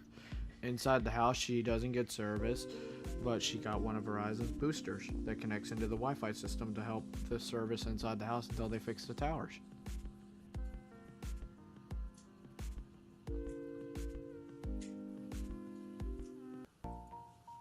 Let's see here. Because of marketing, T-Mobile wants to be able to outmarket the competition, which they oftentimes do, but they never win any scientific competitive testing award, so they have to resort to jokes. Oh, shh. Well, their marketing team they earn their keep. Yeah. Oh, damn. Haley and Evan, they're also on Verizon now. Dang. Wow. So that's the thing, bro. Like, bro, I don't even know what to say with this whole situation, bro. It's a mess, man. And do you think they'll learn from this? No. Probably not. It'll happen again. Hey, Steve, let's get a pull up, bro. Let's get a pull up. I'm gonna put something in the private chat. Hold on, I'm gonna tell you what to pull for. Can I set up a poll through StreamYard, or do I have to do it on YouTube? I just do it through YouTube. All right, I'll set it up. Go ahead. Hold on, let's see here. Speak it into existence, Los.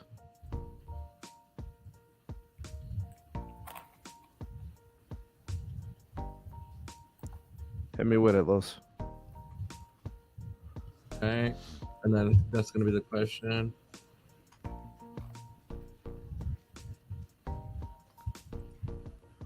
I'll put the answers here for you.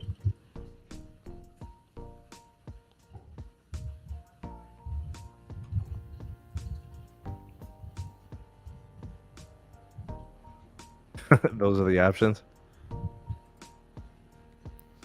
There you go. There you go, bro. Guys, there's a poll coming up. We would appreciate if you guys would vote on that poll. You know, Mr. Sneed is about to have it up here in the next, 30 seconds.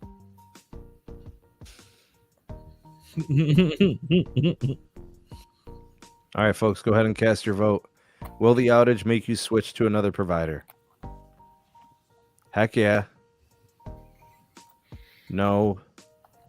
Or I still ride for the thong. I know why you put the still ride for the thong. We're going to have one vote on that one, and I already know. I have a feeling who. I'm telling you, he's going to be flossing through on that thing, bro. Got to remember, though, straight up, Keon was a Sprint stand before he was a T-Mobile stand. Hey, Ricky, you're wrong there. T-Mobile doesn't even know how to bring a cow in to a town when they decide to do N41 work. They just leave the town black. So they don't even know how to mess with the cow to bring it in. I still think it's crazy how many lines Lawrence has. Chanel 808. Yeah, bro. He literally 9 lines and a home internet and paying $185, bro. And a watch. Yeah. Oh yeah, and the watch too. He's at $107. But you know what's the messed up part, Need? Is I'm sitting here with 4 lines, a tablet, and then the home internet. Just one gateway on that bill. One gateway. Yeah. But I'm $327, and 2 of those lines are free, bro. How the hell is that? You gotta remember what Lawrence does, though, man. Lawrence, every chance he gets, he got one of those free line deals. Need 4 lines, 2 are free. How is that billed $327? I don't know, bro. I'm telling you, every time they did a free math line, doesn't add up. You're paying his additional. What do That's all it is, man. You're just paying his additional. What are you financing? Nothing. You know, Tim, I don't finance jack nothing. The last time was what, like 2016? Like, come on, bro. I don't finance none, bro. So I just got off a FaceTime audio call with a friend, and we're trying out Mint Mobile. No shame to your sponsor here, but he literally asked me, he said, yo, you have a Los Mobile line. Can you work out a deal? I was like, maybe. Bro. Crazy, man. T-Mobile has the fastest what? The fastest network failures In North Dakota. North Dakota. There's only Really? what 100 people that live in North Dakota. No. If that.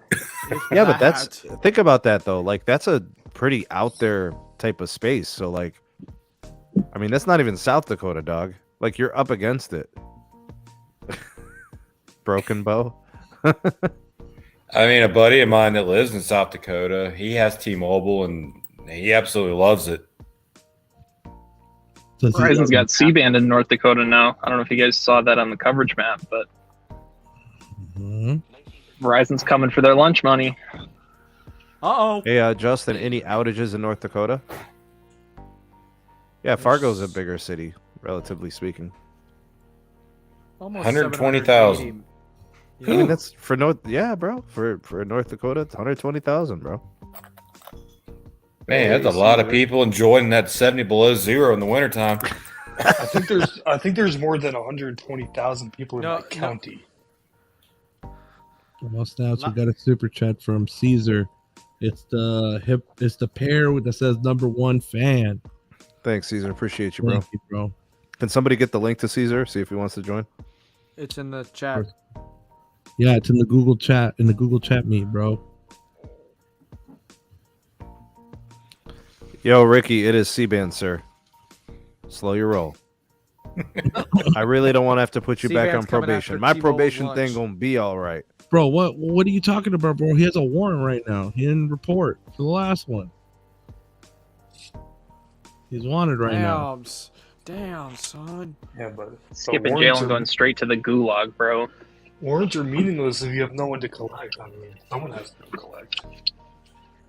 Damn, Ricky, you gotta pay an administration fee of $60 to get off the warrant to get back on probation. You better be careful, Ricky. The judge may put your vehicle up for collateral. Oh, damn. You better be careful there.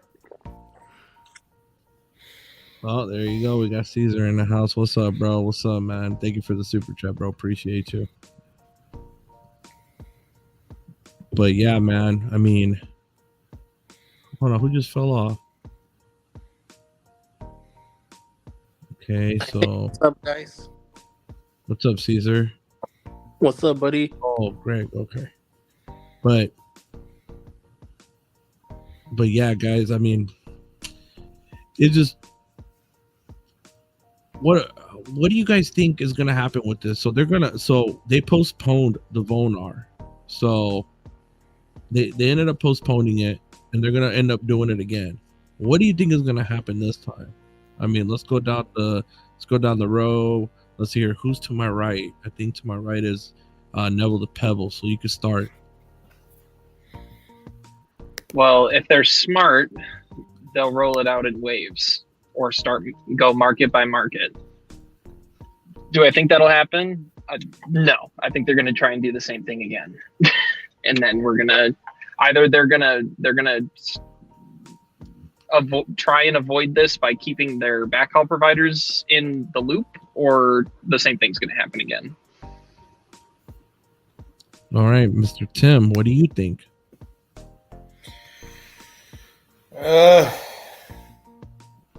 If it was to happen again, I don't think it would be as wide a scale as perhaps what this was. I think it'll be more localized issues, but I guarantee they're going to do it again. And knowing T-Mobile, I'll say it'll be within the next 60 days. Ooh. What about you, Mr. Austin?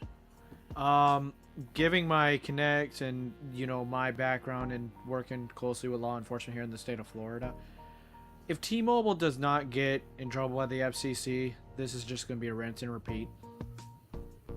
I gave up on this company. All right, so you predict the same, basically. Mm-hmm. What about you, Caesar? I agree with what Tim said. I think they're going to do like market to market to test it out. Not do like a mass scale launch. But do you think it'll provide a lot of problems, just like this one? Yeah, it will. What about you, brother Sneedle? Clue me in. Let me know about the scenario. So we know that they're going to do it again. It's going to, they're going to end up trying to do the Vonar once again, the update. Do you think the same situation is going to happen again? Massive outages, massive everything. I mean, there's a likelihood of it, there's a probability of it happening. I'd like to hope it wouldn't be as large scale, maybe not impact as many people. Yeah. But, we've seen this a few times now. Every time they try to be first to something, quick to something, they have problems. I don't know. So the process is actually the right way. You're supposed to start with small deployments until you feel comfortable with a large mass move. But maybe it just simply was the scale and they just bit off more than they could chew. So maybe they need to rethink their approach. Maybe they should, bite smaller pieces and stop trying to do extra, I love innovation. I appreciate the cutting edge, but not to the detriment of people that are paying money to be connected to a network. I mean, what if it was a 1 hour outage, Los? What if the migration or the move was 1 hour? If it was 1 hour, and what if they could tell you it was planned? What if they said between 9:30 p.m. Eastern and 10:30 p.m. Eastern, you're going to have intermittent calling, intermittent texting, intermittent data? And they gave you like a 24-hour notice. I would say 72. Just to would that soften the blow? Mm-hmm. Could you prepare or be ready for that a little bit? You know what I mean? 72 hours. Yeah. Because then you can kind of figure out your work situation, your home situation, your family. You know what I mean? Mm-hmm. I would Sneed because they're giving you a notice and then they're being honest. They're telling you, okay, there's going to be an outage from this time. And at least do it between... Spectrum just did that with me on the mobile side. I have no idea what they upgraded. They sent me an email from 2 a.m. to 5 a.m. in the morning. Hey, your service may not be as reliable. And then they sent everyone mass texts. Hey, please restart your phones. So I have no idea what they did, but they did something and communication was great. Had no issues. Network core update more than likely. Clearly, T-Mobile felt like they could get this through without requiring any type of notification. Like they thought it was going to be seamless. Yeah. So I think the bigger question is, why did they start this migration at what time? What time did this all start yesterday? Around 10 p.m. Eastern. Well, I was 10 p.m. Eastern. I was experiencing it since like 4:25. RF Waves is right. Most maintenance windows are late. Yeah, I was just gonna say that. Like this stuff is done at that time to avoid the impact on customers, and that's a gross oversight from their engineering team to start this. All right, effectively in the middle of the workday. Time to look at this from a conspiracy theorist standpoint. He very quickly and instantly, rapidly came out and tweeted fiber cut. Mm-hmm. Didn't blame anyone. Just said third party fiber cut. Doesn't that make you think like, it gives credence or a possibility that was the outcome, was them doing something, you know, trying to be all cute. You know, I mean, Like, how long does a major fiber cut take to repair or attend to? And how do you impact? Well, here's the bigger takes question. A while. But check this out, Tim. Hear me out on this. One of my viewers told me his phone was working and his wife was next to him, and her phone wasn't. that's not Same type of phone. Yeah, Authentication. It was the authentication, bro. but that's my point. Is what does a fiber cut have to do with that? Hey, Sneed, that was the same for me. My friend had T-Mobile. Hers worked. Mine did not. It made no sense. Standing in the same room. In the same car. Yep. See? Oh, in the same car. That's even. This is more what I'm of a- trying to tell you, is the fiber cut doesn't make sense. So, No, and I've been through fiber cuts before with T-Mobile, and depending on, you know, the severity and where it is in the line, that could be, you know, a simple splice it back together, get it temporary working, or you're running a whole new feed, 12 hours. So Dennis was saying outages. What up, Dennis? Outages happen with all the carriers. If a carrier gives a heads up, so you can notify others, that is fine. So, I mean, it does, but at the same time, bro, like this is because they wanted to be first at something and it failed. Back in I mean, 20. There's that side, and then the other side is, what is it? I would probably hesitate to guess. We probably have streams having this conversation at least 3 times a year, along with data breaches. Yeah. And it's consistently more or less T-Mobile. I think Verizon, they've only had 1, maybe 2 outages that were significant in the last, 2 to 3 years? Yeah. Yeah. Same thing with AT&T. 1, maybe 2 in the last 2 to 3 years that was significant. Back in 2018 in my town, there was a fiber cut and it knocked out Verizon. Verizon was down from 1 p.m. to 8 p.m. and that fiber cut took out Comcast's main node. So, but that was due to a lifted semi that should have had the lines lifted before he went under them. But yeah, he got some nice hefty fines. So Dennis is saying mine worked through the whole thing. Well, you should have tried plane moding it, or you know, like going to another tower site, because that's how the issues started. Because we had people last night in the live stream that were from your area, bro, and they were reporting outages too. You know, the bigger thing that nobody's talked about yet is that if it was actually a fiber cut, like let's say they're telling the truth 100%, that shows a very clear sign that they do not pay attention to redundancy or network overhead if something does happen, which is an even bigger problem. I would venture a guess that's part of the cost cutting. Oh, I don't think it's really an issue of like them not paying attention. It's them not having the details. Like they don't have the redundancy. It's not them not planning. It's them basically saying our CapEx, we can't afford a redundancy. You know, when someone has a redundancy, you know what that's saying? We make enough money to back up our main plan with a backup plan that's as good as our main plan. But if you dig Sorry, go ahead, Austin. I was about to say, and I'm pretty sure you were about to say something like this. If you dig that deep, Sneed, wouldn't the government have to require 2 plans, Plan A and Plan B, for redundancy of 911? No, the government requires that you notify them with a certain time frame that there's been a failure. yeah. Okay. So, what was I gonna say? Oh yeah. Damn, I forgot. Never mind. Trex, appreciate you, bro. Thanks for chiming in and welcome to the show. I have reason to believe this is beyond Neville. Yeah. I don't think Neville has worked a day in the last 5 years. I think Neville has been just there because people know him as the T-Mobile president of technology. I don't think he's actually clocked in or worked or anything major since this other guy Elf Holdenson or whatever, Thor Odinson, whoever this guy is. Thor.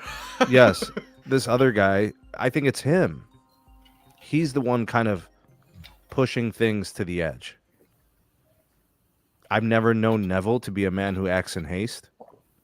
So everybody speaks of him very highly and respects what he's done. I've never heard anybody mention anything about Thor Odinson before, so. Yeah, I know nothing about him. Me neither. But people speak very highly of Neville and they respect him very much. And they say he's great at what he does. He's a very humbling guy if you ever get to talk to him. Everybody says good things. I mean, on a professional level, too. Have you talked to him, Tim? Yes, I have at a conference. Really? That's awesome. Him, John Ledger, all of them. I got to meet him and shake their hands. John Fryer. Unfortunately. I only met Callie Fields or whatever. That was the only one I met. Oh, Sneed. There you go. I remember.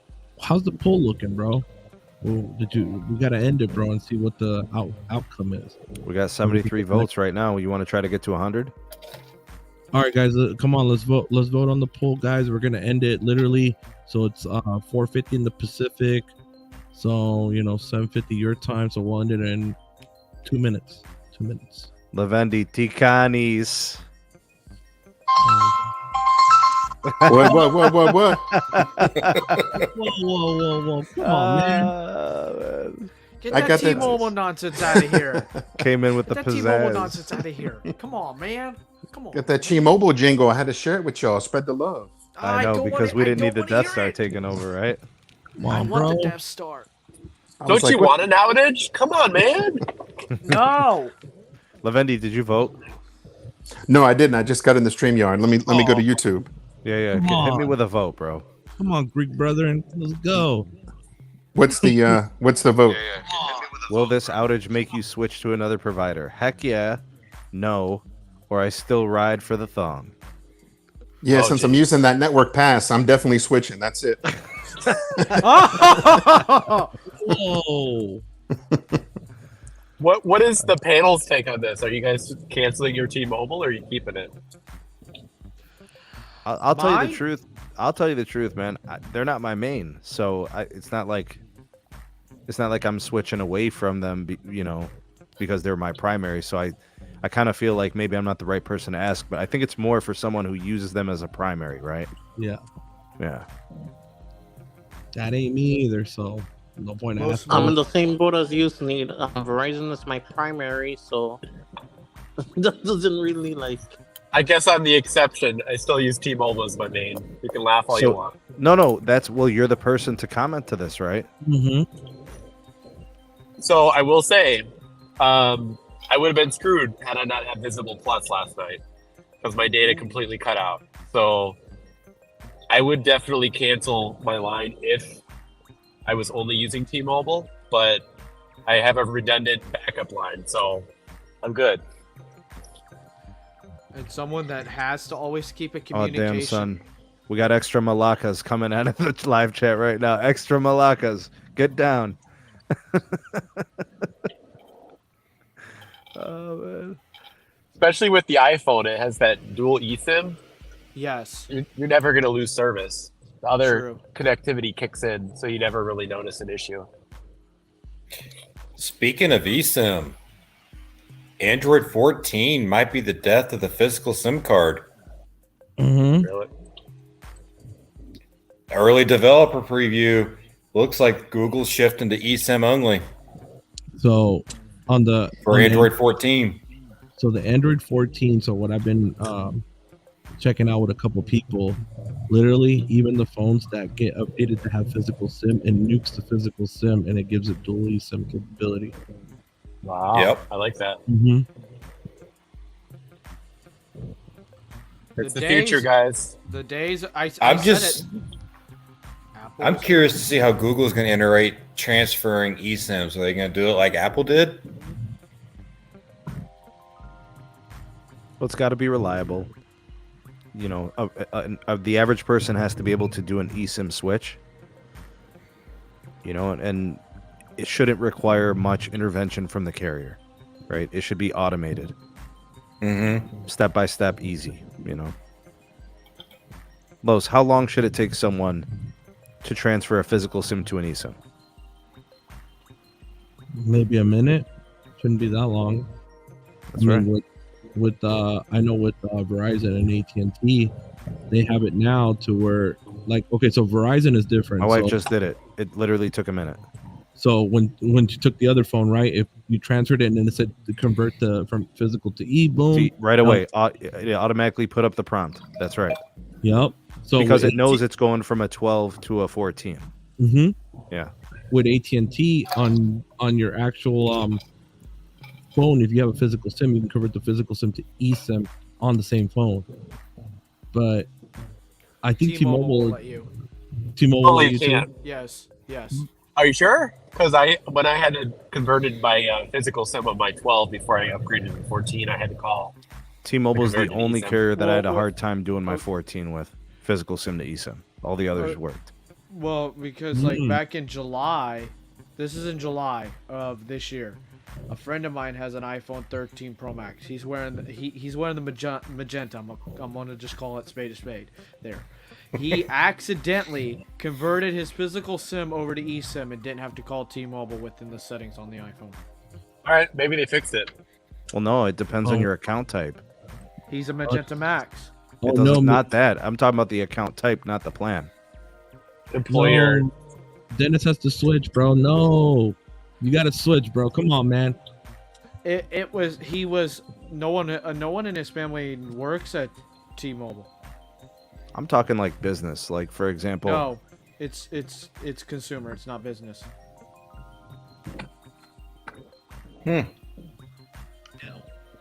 So let's see. What do you guys think Maverick is doing right now? Holding on to his physical SIM on his LG G6? Probably. God, bro, where the hell? God. Maverick's probably holding on to a Sprint SIM in his LG G6. Bro, I'm holding on to a Sprint SIM, bro. I have no room to talk.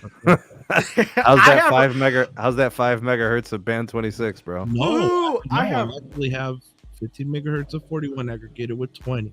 Thank you very much, sir. What? 15? What? Yes. I'm jealous, Los. I still got, and it's on the native Sprint PLMN 312.530. It's still Why, live bro? in here. Why? Well, because, bro, yesterday, if you knew how to do that, you would have been fine. You would have been, you could have been on this old Sprint network and been fine. You know what I was curious, Los? Is you know how the iPhone where you can go in and turn the automatic off for a T-Mobile line? I was wondering if you could select Sprint USA like I can do here and it will still have service. I wonder if it would have worked. I wish I was up for this because now I would have messed around and found out. I would have messed with that network. Would that have been a level 7? Mess around and find out? Oh, jeez. It wasn't a level 7. It probably would have been a level 9, and T-Mobile would have been canceling my account, probably. Damn, son. So how does T-Mobile mitigate something like this when they're trying to move into government and business? How do they pitch this now with these issues? You tell me, bro. You tell me, because I've tried to conjure up ideas. You tell me. I can tell you right now, we're in the government sector, specifically contracting, and it's not even an option. The option, because we travel, is AT&T, and if you push them, they'll give you Verizon. There's no T-Mobile option. Good for them. Is it because they know about all the outages? The telecom, or they call them the mobility, is what they call them, does not view them as far as coverage is concerned and reliability as a viable option. If you have a CEO or you have people who have multi-million-dollar deals, they want the best. You know what I mean? Yep, they do. Well, and it's just like what Lavindi's saying here.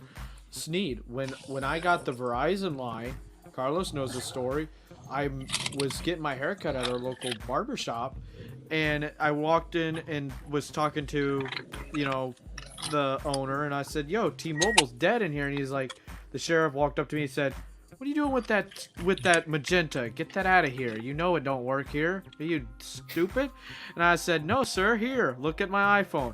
He's like, oh, about time. I see a Verizon SIM for secondary backup. You got smart for once. You're learning. Austin, we're at 2 hours, man. I don't know about these stories, man. I don't know what to tell you, but.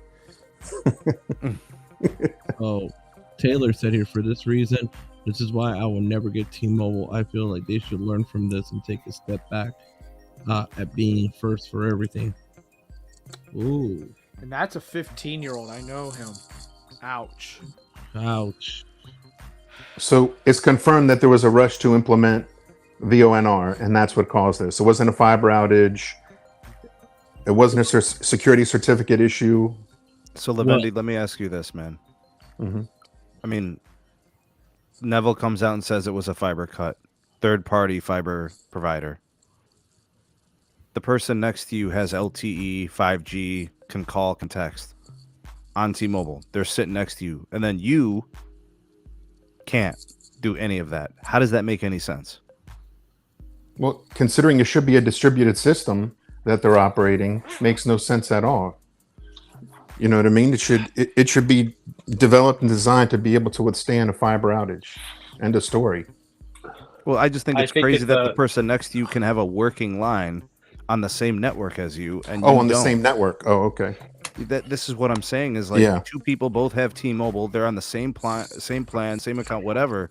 Like a guy literally messaged me. He said, "Sneed, my wife's line doesn't work. Yeah, I'm next to her, and mine works. I don't understand." Frustration. It's not a fiber cut. I'm sorry. I'm gonna have to call it out.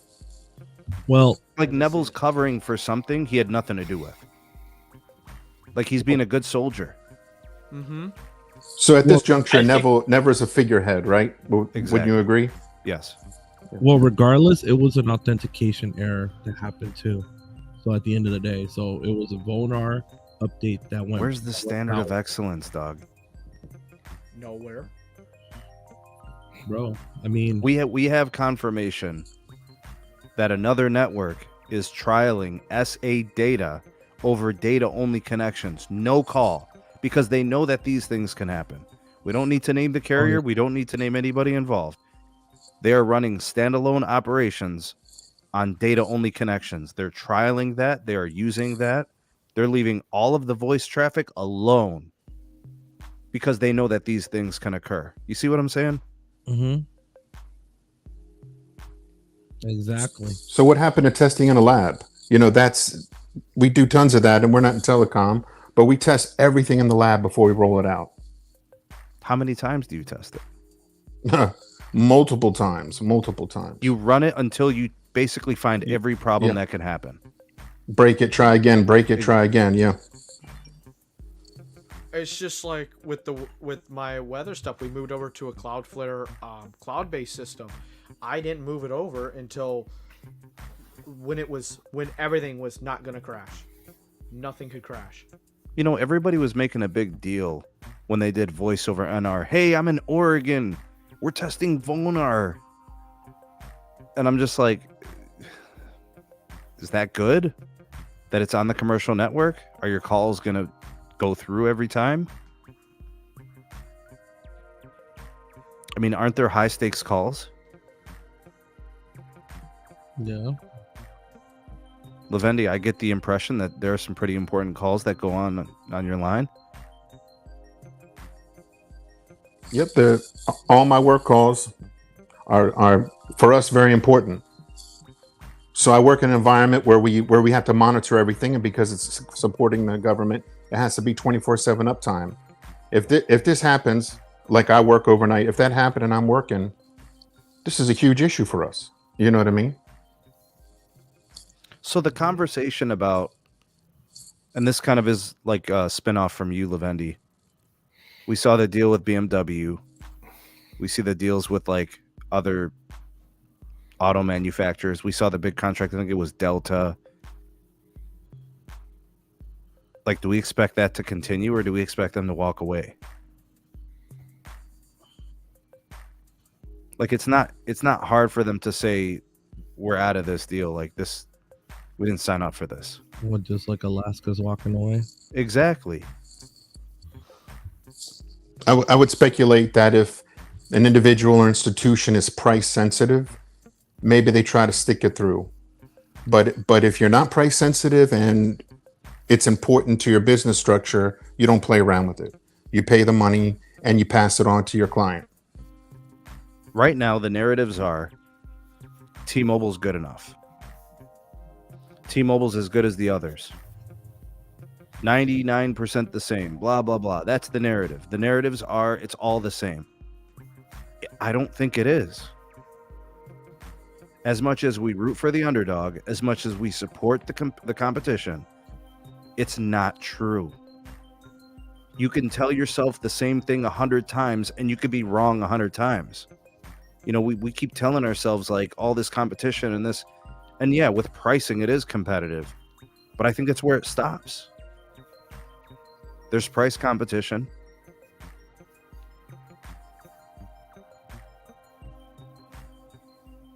Yeah. So what's up with the poll, bro? What's up with the poll? We got 106 votes. Let's close it out. All right, let's close it out, bro. What are the results? Of these results? What are the results? Will the outage make you switch to another provider? 51%, hell yeah. 37%, no. 10%, they're still on the thong, bro. Oh my God, Keon, come on, bro. I know Keon voted 11 times, bro. Jesus Christ, come on, man. Wow, that's an interesting poll. Yeah, that What's up, is, tech guy? actually. What's going on, broski? Fines aren't big enough to make them care about reliability and security. So, how many customers do you think T-Mobile has on their native network right now? The technical line number? Yeah, 111, 112 million.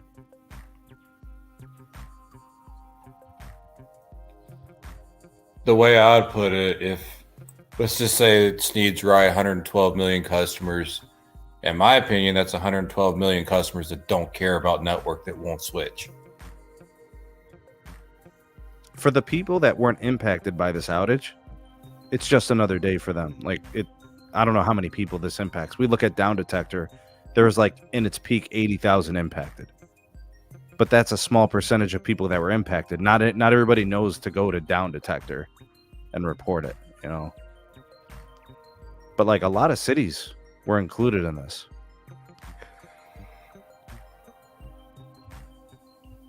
Oh, okay. Let's do that. I predict, now this is my prediction, at least 25% of their base was affected by it at the time that this went down. I misspelled. Oops. I would say more. You would say more? Mm-hmm. Mm-hmm. Well, because it did happen at what? Around 5 p.m. for Carlos. It happened over here at around 10 p.m. for people around here. Yeah, it happened around prime time. Yeah. Bro, because out here, bro, literally, it was like 4:25 p.m. Pacific time, which would be 7:25 Eastern. Go ahead, bro. I didn't even know there was an outage until my mom came home and was like, "What the hell is going on with my phone?" And then I was just like, "I don't know. I mean, maybe you probably clicked on something." And then I clicked airplane mode and restarted it, and then I saw SOS, and then I called her on my phone, and then it started doing the same thing. And I was just like, "What the hell is going on?" And then I went to Twitter and I saw Tyrone saying, "Oh, there's an outage in SoCal and parts of the country and stuff like that." And I was just like, "What the hell is going on?" And then I saw your tweet this morning. I'm like, damn, I was sleeping at the time, and I'm like, man, every time I'm either away from the internet or I'm sleeping, something has to go down. Last time it was Apple servers. All right, new poll is up. But I just find it funny that I just find it funny that it happens all when Neville announces that he's going to retire. That got me. Yo, B, I'm gonna need you to vote in tonight's poll, dog. Yeah, guys, you guys gotta vote, bro. I got it. All right. I'm pulling it up. There you go, Sneed. What's up with that poll, bro? I mean, when the homie, makes the call, you make it happen, dog. Bro. Yo, Sneed, I think I tend to agree with Tim. If people have gone through here several breaches, you've got lines with contracts, you've got lines with phones, you've got family members, all this happening. You're price sensitive, which a lot of people on T-Mobile are. I think you just say, well, I didn't have phone service for an afternoon, and you keep it moving. If at this point, I think a lot of people are of that accord. You know what's crazy is Recon Analytics shows the most price sensitive customers are at AT&T. No. Yeah, They do offer good deals. You can get that top unlimited plan for $35. I mean, yeah, with X number of lines. Yeah. Trade in phones and get these great deals. Yeah. Yep. That's what Roger's research says, and I don't argue with data. Yeah. So it's and he's like, the one thing I respect and appreciate the most about Roger, there's no personal emotions in his decisions and his conclusions. Everything's data driven. So I trust it, And AT&T does offer employer discounts to almost all companies, which is insane. It can be anywhere. Everybody qualifies AARP. Yep. And that's 10-15% off each line. So minimum Something like that. check this out, Los. My sister moved down here as well. New neighborhood being built. Of course, AT&T got the fiber in here, laid the fiber, the whole 9 yards. The day that she called to get her service put in, which I've never had with any other carrier, not only were they installing it, but they had a sales rep there. Hey, what do you have for phone service? What are you using? How many lines do you have? Guess what? You're a customer of ours now. We'll give you phone. Off. Yep, 25% off right off the break.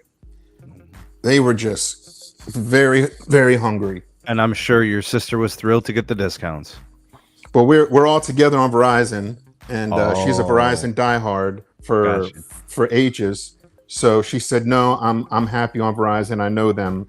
But they were really pushing. They were like 5 lines, something like $130. It was something crazy. I forget exactly what, but they're pushing. They're trying.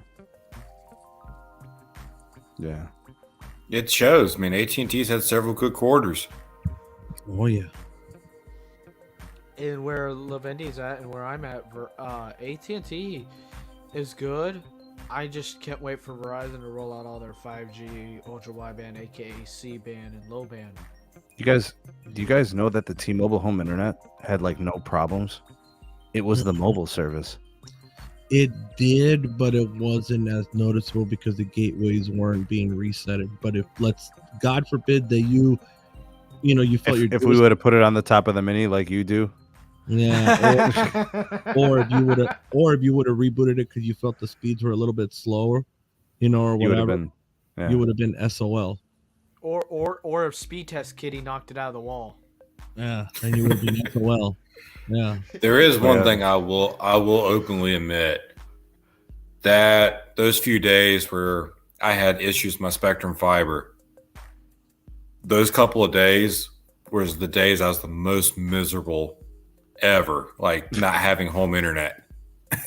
I mean, it's your productivity, it's your entertainment, it's everything. Like, I don't have cable anymore. Everything's streaming. All my work, I need internet. Hey Tim, and how bad is Rectum? Do you recommend it for people, or do you stay away if you can? Oh man, come on, man. Oh, stay away. Tim, which one's worse, Rectum or CenturyLink? Oh, come on, bro. CenturyLink is good to me, bro. No, it is. No, Carlos. This is where we disagree. Hold on. What about Frontier? Talk to me, bro. I have to go with Carlos. CenturyLink is good in my market. What about that Gigablast? Is CenturyLink Lumen? Yes. Yeah. Okay. Y'all want to know what it's like in rural, like Bradford County? I kid y'all not. CenturyLink's down at least 20 days per month. Oh, come on, man. How you gonna knock my CenturyLink like that, bro? I'm not. I'm just. I'm not the one that was complaining. Damn, son. It's down a lot. Whose speed test is that? It's Carlos, man. Carlos. Yeah. That's one disappointing thing on AT&T is the ping. I have to say, when I first got it, it was like, what's yours? It was like 20, 22, and the best I can ever get would be like the best 9, but it's usually 14, 15. So I'm not the only one. Yeah. So I mean, we're talking milliseconds, my of course. Are usually on Spectrum Fiber. My ping times are usually around 9 to 10. What do you guys use when you check? Just regular ookla? Yeah. Hey, Sneed, and guess what? I have 11 people that I share this connection with that I sell to. Damn, son. And it's still cooking like gas, bro. Damn. I wish CenturyLink did fiber and got rid of their damn DSL. They're all right now in the building, so. Sheesh. Cooking like gas, baby. The only thing I wish, if we're going to talk about home internet, is if my Wi-Fi network performed as good as cable. Wait. The best I can get over Wi-Fi 6E is about 600 both directions. I can't get the full 1 gig. But that's the gear. That's the gear. That's normal. You know, like if you were able to get away from the crap that they were giving you, you know, you're messing with their gateway, you're messing with their modem, their router, you know, that 2-in-1. Mm-hmm.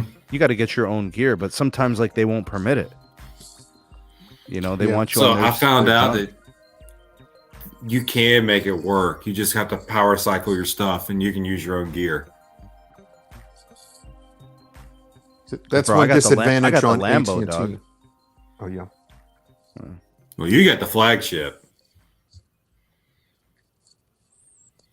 I was going to say that's one disadvantage on AT&T and Verizon when I've had them both.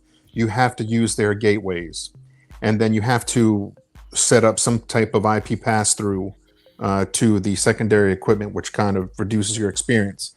Cable's nice. Cable, you can get your modem hooked directly up, and you're cooking. You know, so it affects the experience. But if you get your own cable modem, Lavendi, just warning you, you know it, I know it. Florida's very good with lightning storms. They won't cover nothing if lightning decides to travel up that coax. Nah, dude, I just talked to Zeus. He hooked me up, man. I'm good. Oh, shit. Oh, damn.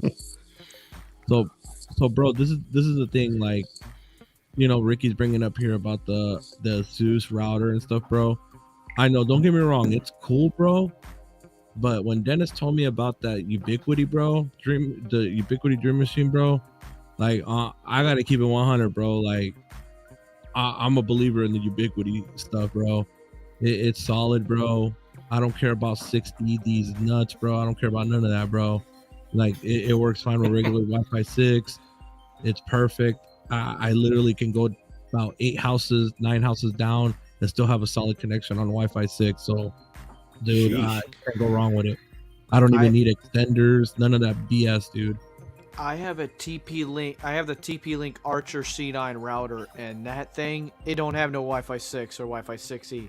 I still love it. It gives me 600 down with my Comcast. I'm happy.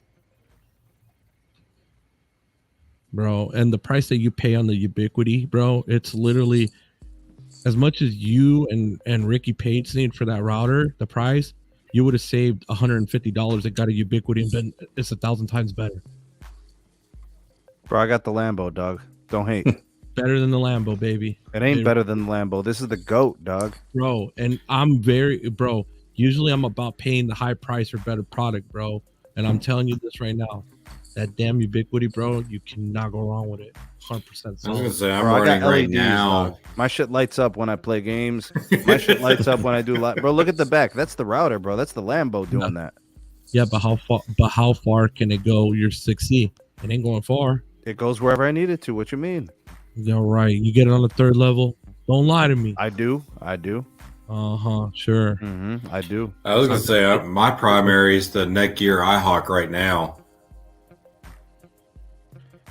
You know what, Dennis? Listen, bro. You're not allowed to talk, bro. You didn't clean the shoes yet, so you're not allowed to talk until you get the Mist 2.0. You get the Mist 2.0, you can talk, dog. He's got to spray a little bit out on his toes too, not just his shoes. Just clean it all Yeah, bro. Listen, I knew I smelled corn chips when you came up in the live chat, bro. No. Oh. Ew, gross. That's worse than a T-Mobile network-wide, countrywide. Oh, snap. He did order one. Yeah. Oh, snap. All right. You're allowed to talk, bro. Fine. Whatever. Okay, Bro. so what? The Ubiquity's a little better. I still got the Lambo, dog. Can't say shit to me, you know? Bro, I'm telling you right now, bro. Like, at first I was skeptical, bro. But once I got it and I actually set it up, bro, and, set it up right and everything, bro. Listen, I got no regrets, dog. You've seen the tattoo. Beautiful. No regrets. What tattoo, bro? The tattoo for no regrets. All right, where is it, bro? No regrets at all? Not one? Not even one? Nothing. Not one. Not a single one, bro. No regrets. You know how they always ask people after, like, they're like 80 years old and they made a bunch of mistakes in their life. They're like, would you do it all over again? It's like, yeah, I'd do it all the same way. Bro, this is a great router. It's phenomenal. I don't have any trouble with it ever. I mean, the thing updates, seamlessly without me even knowing. So that's a great feature. The fact that it always is working, doesn't need to be rebooted. I don't have to actively manage it. All the settings stay solid.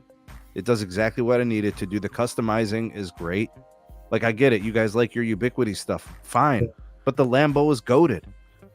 Bro. It's just like my TP link. You want to know how good the Ubiquity is, bro? Okay, I'm going to tell you this about the Dream Machine. All right, so you can hook up a fail-safe option to it. All right, so that means you can have 2 internet connections on that bad boy, bridge it, or have it as a fail-safe. That's one. You can't do that with your little ROG Lambo.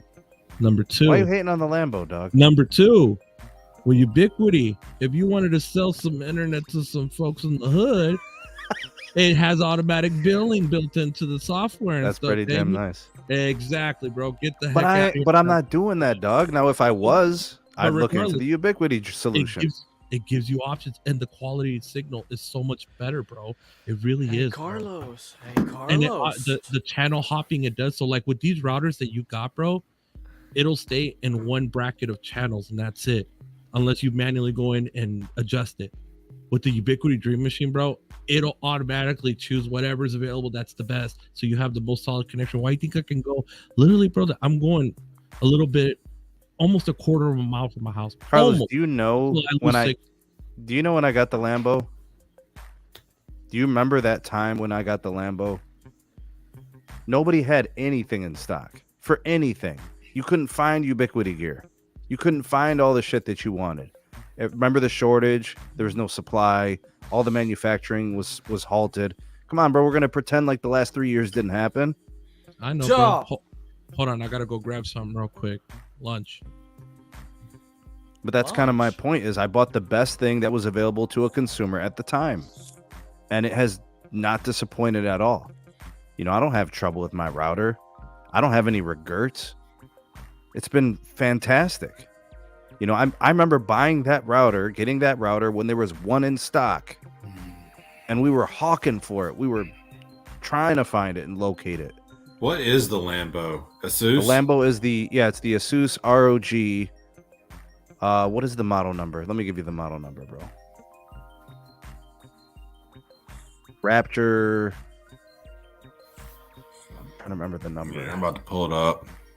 ETAX 11,000. It's just Come like on, it's dog. just like my like even used, dog. It's like $350. And it's almost 3 years old. Jeez, and we spent $200 on the TP-Link Archer C9. Bro, at the time it was a great consumer hardware. Now you want to sit back and say there's other shit that's out that's better right now. Like, good for you. God, I think it has antennas all the way around it, just like my Netgear does. Dog, the Wi-Fi 6E works on the top floor from the basement. Oh, damn. And Carlos tries to shit on this router, bro, and it does nothing but perform well. I don't understand. You know? It's what's good for a house, Need. In your house is what? Made out of wood all the way up? I mean, it's wood, there's brick. I mean, there's like it's in the lower level. You know, because I put everything here with all the studio gear. Yeah. You know?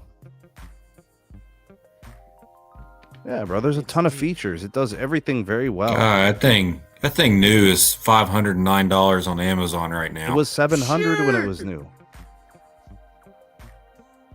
When it was a new model, when it was the cutting edge, it was $700. Now everybody talking about there's all this other gear that's better. Good for you. Are you going to go back 3 years, go back in time and bring that stuff to me? The hell? Hot take, I'm not going to spend $700 on a router. That's just me. Well, because you're not goated, Austin. There it is. Yeah, you got to be goated, dog. Oh. Billy Goat Gruff, you know? Nah. Man, all I'm rocking is the BGW 320 from AT&T. And then you know how AT&T has the little mesh satellites they sell for like $30 a piece. Yeah. I got 2 of those in the house, and I've been rocking. Yeah. It's been, you know, I get 4 or 5, something like that. Nothing better than that, but it works. Yeah. If you get like 500 up and down, Lavendi, that is like awesome when I'm stuck here with only a 25 meg upload. And I bang my head against the wall when a 2-hour video takes literally 3 hours to upload when I need to do other stuff. It hogs all my bandwidth. It's terrible. I really like. I need to do upgrades to the studio. I need to do upgrades to my house. Otherwise, I'd throw down $10,000 for a fiber run. Man, that's bad. How long do you have to wait for Starbucks? That's bad enough. Do you have to wait long for Starbucks? Oh, Starbucks takes 2 hours, dog. And why would I do that? I'm not investing into a bank. All right, Los, we got 79 votes. You want me to close out the poll? Come on, guys, vote. We'll give it another minute. Does T-Mobile display network excellence? Yes, no, or raccoons exhibit better excellence? Oh, man. Why couldn't there be a fourth option called possums? Possums? Possums. Possums like those ugly rat-looking things that hang around in trees and stuff? And they try to get into houses occasionally, yes. Is that what they do in Florida? No, they do it everywhere, even in Tennessee. No, they don't do it here, bro. But out here, we got pistols, dog. Oh. Yeah. Well, that's how you take care of them. I see them sometimes in the streets, man. They crossing the street at like 5 a.m. They growl, by the way. Don't get close. What? Do they really? They growl. Yes. They growl. It's scary when they growl. We've had a dog attack one of them. They'll growl. They feel threatened. All right. So Google Fiber announced that they're going to be doing 5 gigs for one. What's the pricing, Brandon? So Google Fiber announced today in 5 markets that they're going to be doing 5 gigs for $125 a month, and AT&T prices their 5 gigs at $180. And that's cheaper than my Comcast. I hate this ISP. Sorry, Dennis. Fuck Comcast. Dennis wants me to do a Wi-Fi speed test. I got you, dog. SMT HQSS. The SS stands for Super Sneeze. Super Sneeze.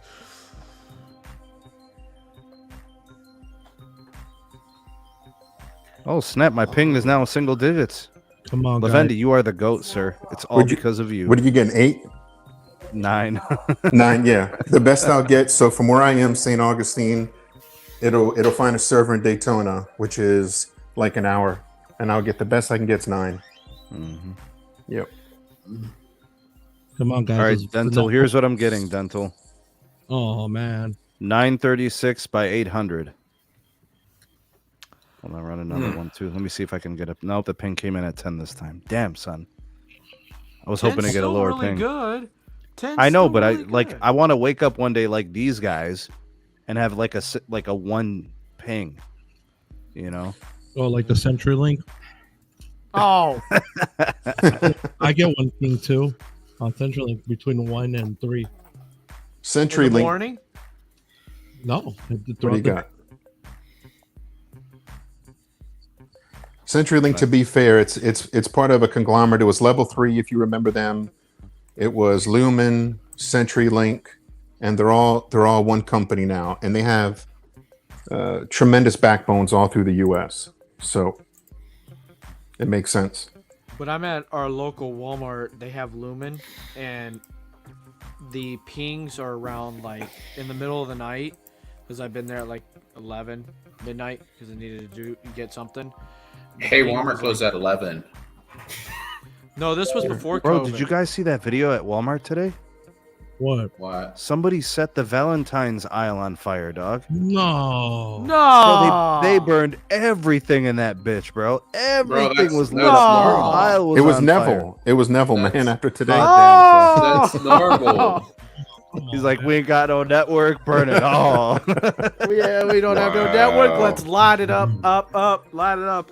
Bro, I was Like, watching it's this video, and literally the whole aisle was on fire at Walmart. All the Valentine's Day stuff was burning, dog. That's messed up, man. Come on, man. It's Bro, Was you it- guys was can that- find it. It's online. It's circulating. I was about to say, is it near where Speed Tech is? Yeah, I because don't, they know, do I don't that think for it a matters living. which Walmart you're at. I think any Walmart is fair game for shenanigans. Austin, you went to Walmart at 11 o'clock at night. You're brave, man. I know, you got guts. Bro, that's the best time to go. Mm-hmm. Bro, listen, if you're going That to is the Walmart best after time to dark, go. you take a slingshot, you take an ice pick, and a couple of ninja stars at least. This is what happens. Okay, so this is why you're friends with people that can do concealed carry when you go to Walmart at 11 o'clock at night. Just so you know. I'd just rather not go. I don't want to have to shoot nobody. Just stay Bro, home. I've shopped at like Target. I go with my wife sometimes to go shopping. Is the pricing that much different between Target and Walmart? Not Sneak really. the It really, bears. It's not it really significant. depends on what you get. And Dog. it depends on For like where the things that Target you is. see at Walmart, it's not worth it. Also depends on to where you are in location to a Walmart versus a Target too. I know that in Canada they're gonna start charging for the shopping carts. Damn, son. They just laid off a bunch of their tech people. They have some tech hubs, one in Austin. There's another one, I think, in Oregon and California, and they laid off a bunch of people, and they're going to require the other tech people to come in like 2-3 days a week. So, What, Wally World? yep. Damn, I guess, Oh, wow. I guess the robots can work themselves. You guys do know what causes these things, right? These layoffs? Stock market. I want you guys to watch this. The next time you watch or listen to an earnings report from a company CEO, if they guide down in like margins, revenues, whatever, if they guide down the next 2 quarters, they're going to be cutting jobs. At least. They might do it the whole freaking year. They will systematically reduce every single department by 5 to 15% every quarter.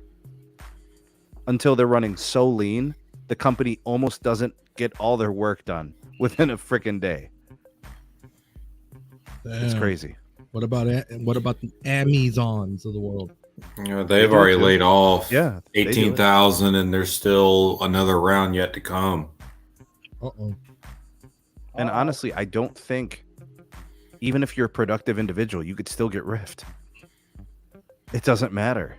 Yeah, productivity doesn't matter the way they're doing it. It's literally just eeny, meeny, miny, mo. It's Thanos. And the sad reality of it is they're all doing it in preparation for an economic downturn. At least that's what their excuse is, even though we know it has nothing to do with that. Damn, MS was saying that a deer gets into Walmart. Hashtag save the bear. Damn, son. Come on, Sneed. Have you ever seen how like erratic deer can get when they're like in closed areas? They're like herky jerky, bro. They start bucking and shit. You know what I'm saying? We got 90 votes, Carlos. So, we speak about deer. My father was mowing parts of our field, and there was a baby deer that was caught in the fence. And the mama was across, and she was going crazy because she couldn't get her baby. And he was coming near with the tractor, and it scared her, and she started bucking. He took a couple swift blows. No, he didn't take. No, she backed off because he got off the tractor, and then that's when I actually got to go down and check out the baby deer. I was about 10 at the time, so I got to actually like pet a deer. It's actually kind of cool. How's this poll looking, bro? How's this poll? We got 91 votes, Los. Cut it. Still waiting. Got 9 more. Right. Come on. All right, for the network excellence. 56% say no. 23% say yes. T-Mobile displays network excellence.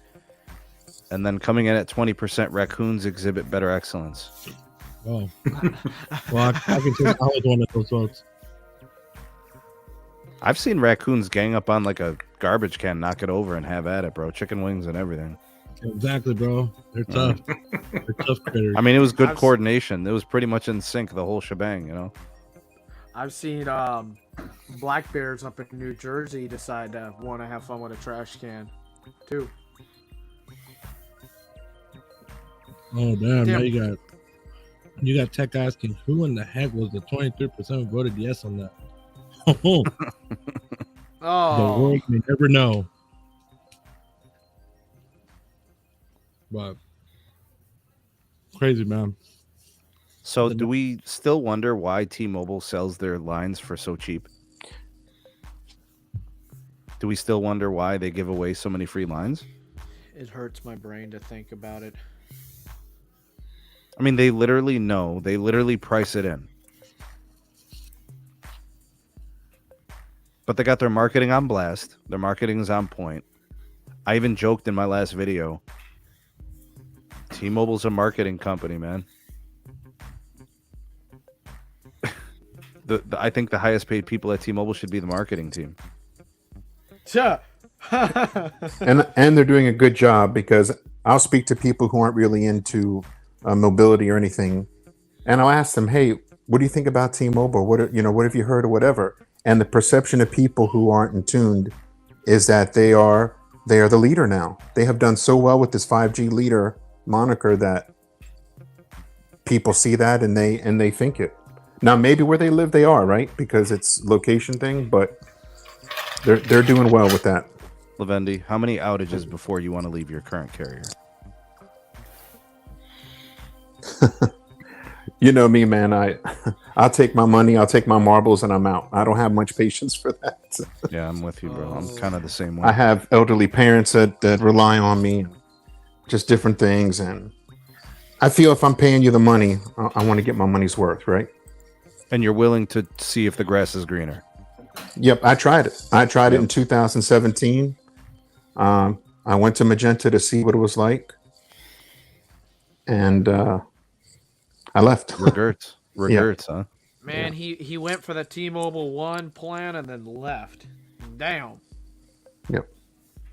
I was on the original Verizon, old school, like 2007, 8, whatever that was, unlimited, no cap, no nothing. Remember that one?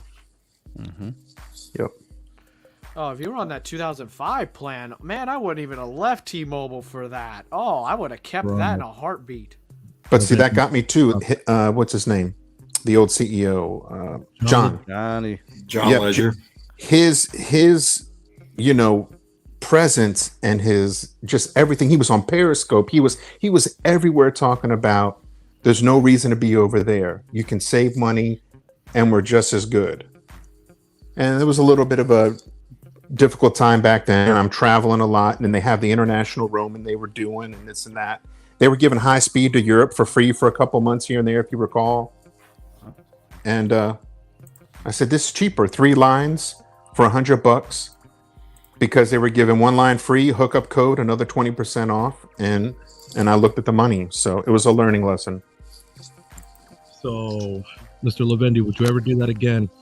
Would you ever fall for the snake oil salesman trick? No, not down here. definitely in an urban area where maybe you can get the stuff easy, but if you live somewhere rural, nah, I'm not playing that.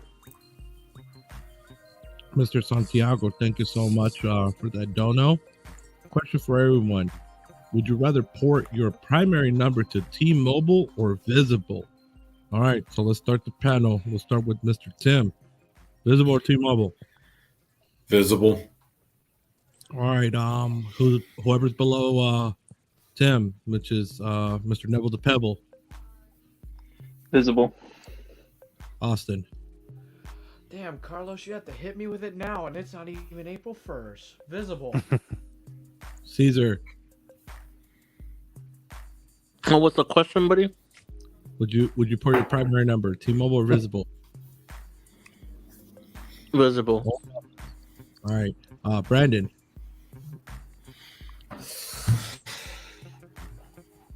Bro, I'm about to get roasted. You're gonna be the only one who to says me, it T-Mobile. really doesn't matter. Oh, Yes. I was hoping for the community So- tech channel to come in. So which one then? You can only choose one. Since Visible was hacked at one point, I would still say T-Mobile. All right, That's your reason? Mm-hmm. Because Visible was hacked once? Well, no, Visible was hacked once, but Hold on. Hold on. You're telling me that you're choosing Visible because you're choosing T-Mobile because Visible was hacked once. Well, I mean, I take that back. I would. I don't believe you that's the reason you would choose T-Mobile over Visible. I don't believe you. There's no way that's the reason. There must be something else. Tell me the truth. No, but like as far as like, I would choose Visible. Okay, so you just changed your mind. Yes. Okay. All right, and Lindy. Oh, go ahead. Sorry. I want to direct you guys to who I would choose, the channel sponsor, Mint Mobile. What's up? Partner link. I'm just kidding. The old Visible, I did not like them. I actually maybe would have stayed on T-Mobile. Now the Visible's changed and they got Visible Plus and they're on I guess they dropped the cloud. I would go with the Visible Plus. All right, Sneed. I'm sorry. I know you were talking to Brandon earlier. You have to ask him one more thing. No. I just wanted to know the reason why he switched to Visible from T-Mobile because initially he had that. So what made him switch? All right, Brandon. So what made you switch the decision? See, to me, Brandon, which one you choose doesn't matter. The reason matters. That's what interests me. I mean, I'm gonna be straight up with you. The previous question that was asked earlier about the yes or no about the T-Mobile experience, I actually voted yes. And the reason why I voted yes is because in my area, T-Mobile's actually pretty good, and I feel that most of the engineers that were at Sprint went over to T-Mobile. I mean, despite that they had their little outage yesterday, I really didn't notice a difference because I mainly FaceTime and do iMessage. I was gonna say T-Mobile's really good in my market. I'm in an Ericsson market. I still went with Visible mainly because I need that extra rural coverage. Yeah, and I don't really travel rural, so I'm a urban person. I live in rural, so I don't have much choice. Yeah. Same. Mr. Dan, what about you? Hey, Sneed. So you're going to be really surprised with this. So I was able to test T-Mobile in rural Minnesota, and it had zero hiccups. So I'm going to say T-Mobile. I live in Minnesota, so it works everywhere in the Twin Cities, works everywhere up north. T-Mobile. See, I think those reasons are important. You know, like everybody makes their choice, but I kind of want to know the reason because is it network related? Is it pricing related? Is it perk related? Those are kind of like the segments of your decision. I'm a network guy through and through. So to me, the network being there and always working is paramount. It's non-negotiable. So visible. Yeah. I will say visible up. I would argue ahead. that the regular visible plan too. It doesn't even have to be visible plus. I don't care about speed tests. I really don't. I speed test because I test the available capacity on a tower site at a given moment for the sake of testing available capacity. But if I like testing tasks as well, like a 2.5 gig file. You know, how long is it going to take me? Is it going to take me more than a minute? I'd prefer that it doesn't. Thank you for the super chat, Green. So, Sneed, you're going to be surprised with this. Even though Verizon has C-band in 98% of the Twin Cities area, N41 still works better than N77 in a lot of areas.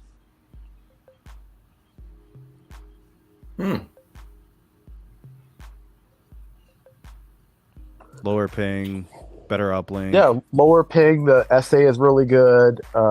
Speeds are excellent. I was able to upload a 13-minute video to YouTube on N41 the other day. I don't have any issues besides the outage. It works perfect. I don't have drop calls. I actually had drop calls on Visible Plus. I don't have drop calls on T-Mobile. So how does this weigh into what happened like in the last 24 hours? I think if I had to choose one or the other, I would definitely choose Verizon because Verizon's not going to have the outage. But I'm never going to go into Verizon postpaid just because I don't like the customer service. I don't like pricing. If I had to choose between the two postpaid things, I would always choose T-Mobile. But Visible Plus is so cheap and so affordable that, like, if I had to choose between Visible Plus and T-Mobile, I would choose Visible Plus. Never gonna go. Are you streaming on Visible or T-Mobile right now? On my tab, T-Mobile. You're on T-Mobile right now? Yeah. You sound really clear, Dan. That's a really good connection you got. You're cutting out. Yeah. Like, oh God. Oh God. It took a steaming drum. Calling all Autobots. Calling all Autobots. Calling all Autobots. Come on, AI, point a sector at him. Hey, what's up, Speaker Network? Thanks for the. Is that Australian dollar? Yeah. Here, well, let's address Green real quick. Yeah, Green. If you guys had as great networking as like Verizon did at the Super Bowl in your neighborhood, would you choose wireless over fiber? Dang. Oh, Ooh, I want to hit this one. All right, thanks, Green. Appreciate the super chat. Have at it. All right, Green. If it performed, never died, kept its reliability, kept its stability during that Super Bowl, yes, I'd ditch Comcast in a heartbeat. Ooh. I would. Because that proves that the network got slammed and it was still able to keep up. Now, all right, Sneed, what about you? I'm hardwired. Millimeter wave, man. It brings a new. It competes with fiber. It does. I know the fiber's, you know, on a technical standpoint is better and more reliable and uptime and all those things. If they're priced the same, I'm taking fiber. If the millimeter wave is half the price, I'll take the millimeter wave. Tim? I'm probably gonna stick with hardwire fiber too. Caesar? Fiber all the way, man. Let's see who else. Brandon? More than likely, it's going to cost the same, so I choose fiber or coax. Neville to Pebble? Okay, so I actually have a good direct relation to this comment. So I have one of my good friends lives in Glendale, Arizona, where the Super Bowl just was, and he has Verizon fixed wireless instead of Cox. And he texted me, let's see, what did he say? Verizon Home Internet has been holding up well the whole time, despite all the people here for the Super Bowl. Did notice a little dip in speeds, but it's holding up. So I'm choosing fixed wireless because it's probably cheaper. Mr. Dan. Fiber all the way. We're reliable. Lavendi.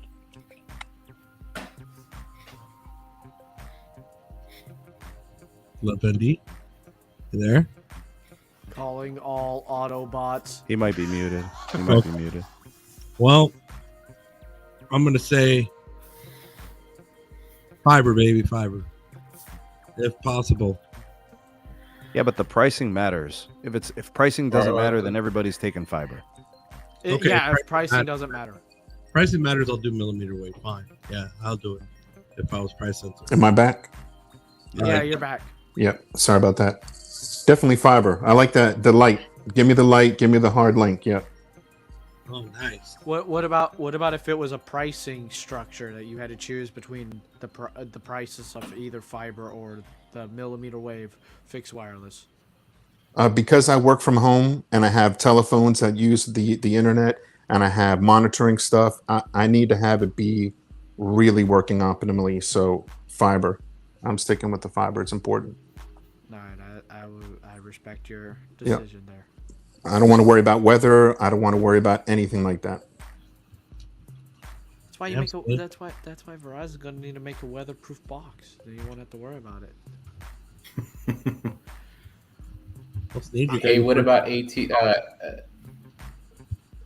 what about DSL or T-Mobile Home Internet?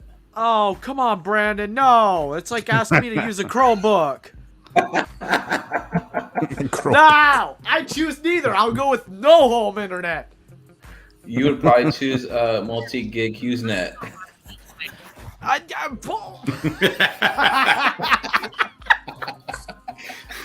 We only know one person who's ever had problems with fiber, and that's Dennis. Nobody else has ever had problems with fiber.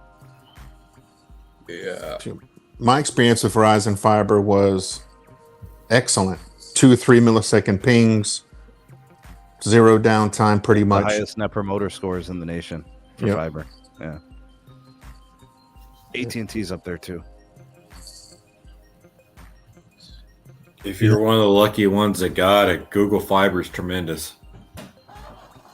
You see the upgrades they just did? I sure did, and I'm jealous. I know, I'm jealous as hell. They're doing 5 gig. They're doing 5 gig down, 2 gig up for like $129. Yeah. I'm jealous. Must be nice. Bro, look at this comment. Look at this damn comment. No. Chromebook's the best. Bro, You see, look, bro. See, Keon, this is why our people don't have anything, bro. Yeah.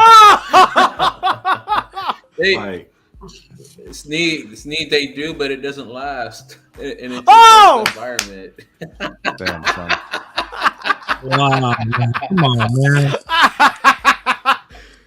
Damn, Brandon. Damn. Carlos, you had Starlink. How does Starlink rate with all this? What's your opinion with that? Uh-oh. I know Carlos wants to say something nice. Go ahead, Carlos. It was great at first. The honeymoon, it became over within How many months, Carlos? How many months? 6 months, and then after that, bro, it just literally became a dumpster fire. Where the hell is the moose? Where in the hell is the moose? We heard clapping. We knew it, bro. We knew it. There's a moose sighting, folks. Send him the link, bro. Screw this, bro. He has to get his ass here now. Like now. So out of curiosity, has any of the preliminary numbers come in from the Super Bowl of how the three networks held up? Ooh. We got Verizon numbers. They held up good. Yeah, we got Verizon numbers. They had a median download speed of like 2.5 gigs. I was going to say, as much as Verizon invested in that stadium, they better perform. They had a median download. Median.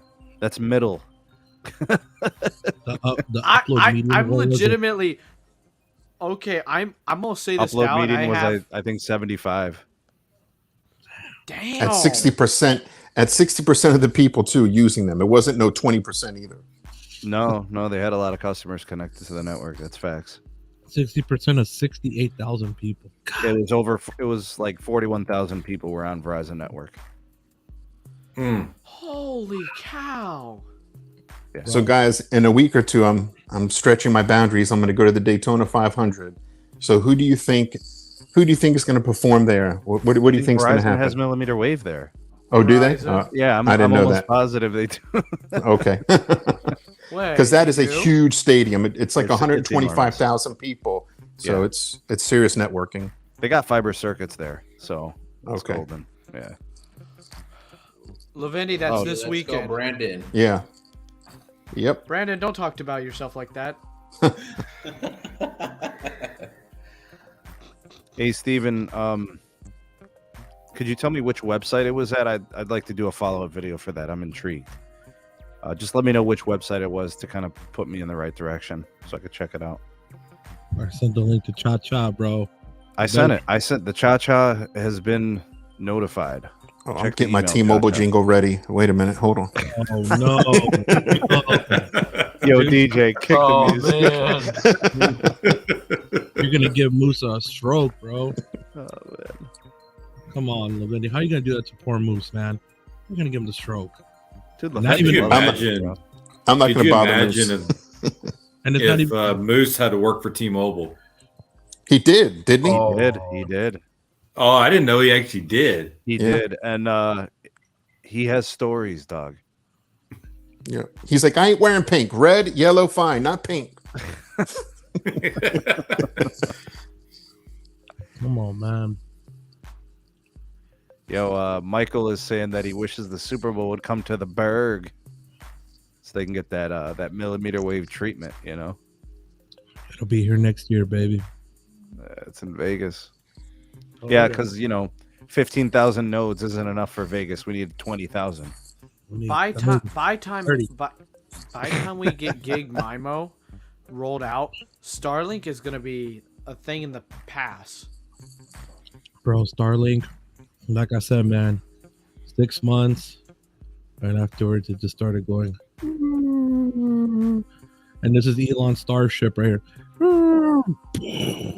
Oh!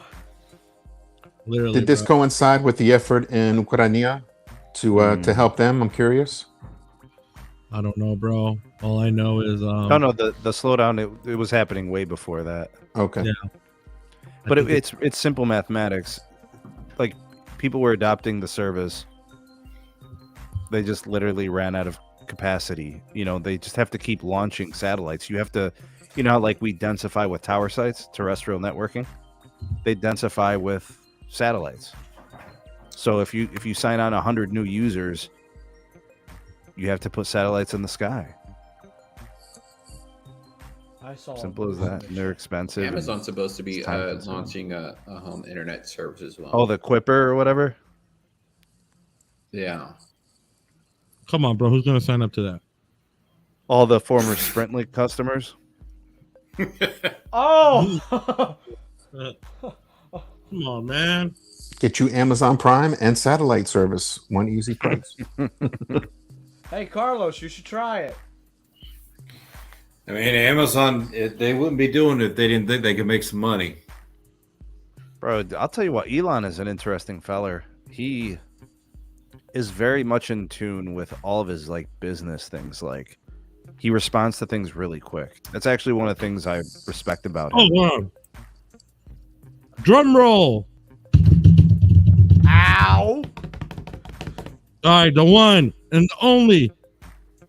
We got the cheeks, the moose.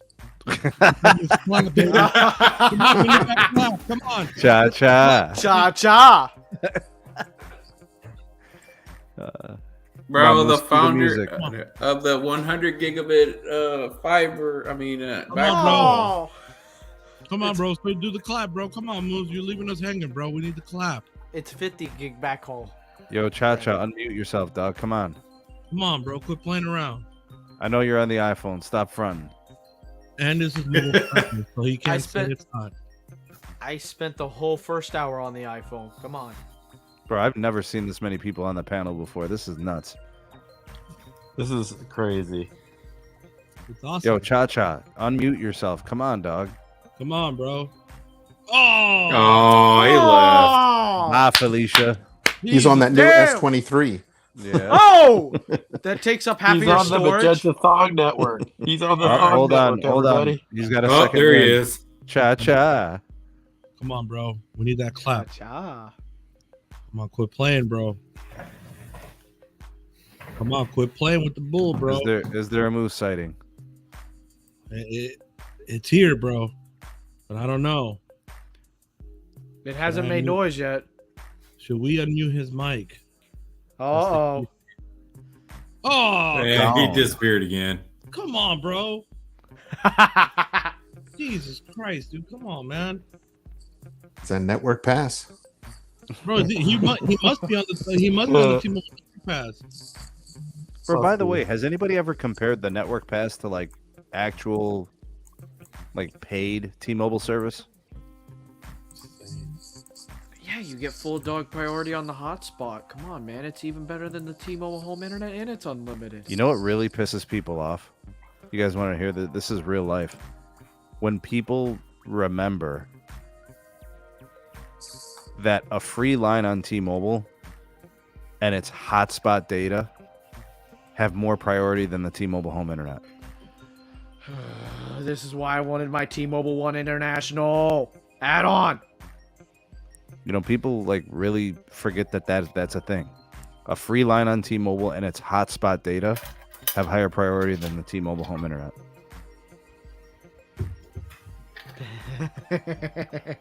Come on, man. Come on, man. Hey, just here to call a spade and aggravate people. You know? Thanks, Sneed. Now you annoyed me. Bro, the Moose is saying he's having audio issues. He can't hear us, bro. Come on, Moose.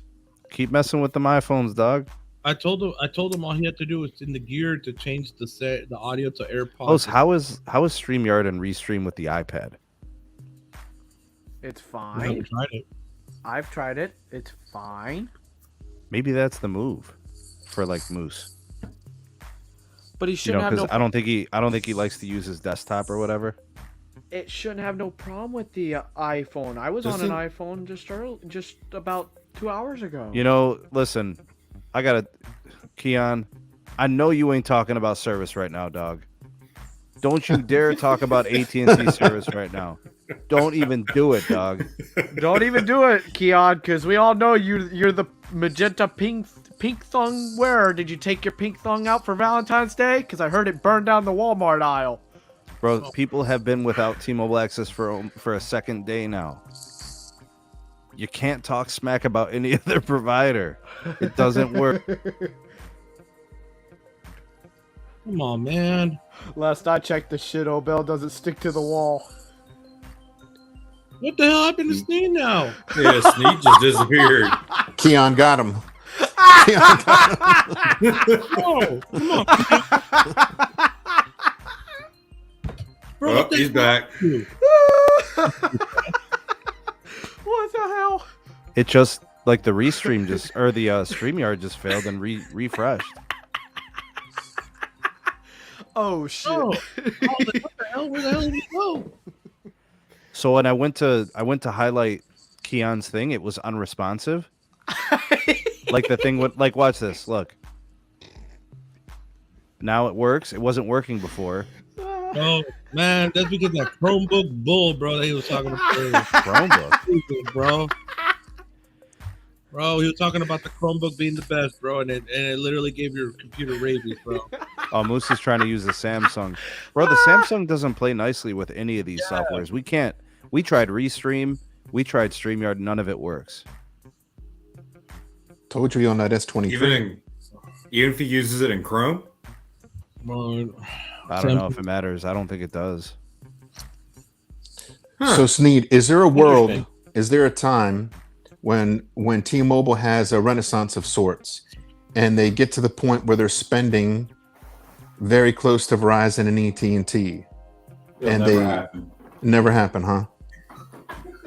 Never happen. Will there ever be a restructure where they say, listen, we can't do the free lines. We got to get serious here. What's the play for them? Always low budget? So you want them to be like AT&T and Verizon? Yeah, I guess so. Because with the good comes the bad too, right? The free lines have to go. Yep. They all have to become paid lines, and they won't be paid lines. You know what's going to happen to those lines, Lavendi? MVNO Cancelled. Disconnected. Or Mint Mobile. Boom. No, Freaking disconnected. Ricky, you gotta stop it. So that's it. They're done. They're gone. Oof. I mean, they're given these free lines, and people like them and use them, but I think a lot of those get disconnected. Wow. So I like what Trex is saying. They're one of the free lines. You think so, Sneed? So is getting rid of the free lines a bad thing? Take I don't that think- traffic off the network? I don't think they're ever going to get rid of the free lines. Like, whoever has them has them. Could there come a day where they discontinue promoting like new free lines? Maybe. You know, I would love to get the statistics, bro, of paid lines versus free lines data usage. I would love to see that. Who rapes the network more? Is it the free lines or is it the paid lines? You know what Ricky's gonna say? It's the skunks that eat the fiber. So I know T-Mobile has a lot of usage on their network. They have T-Mobile customers. They have Sprint customers.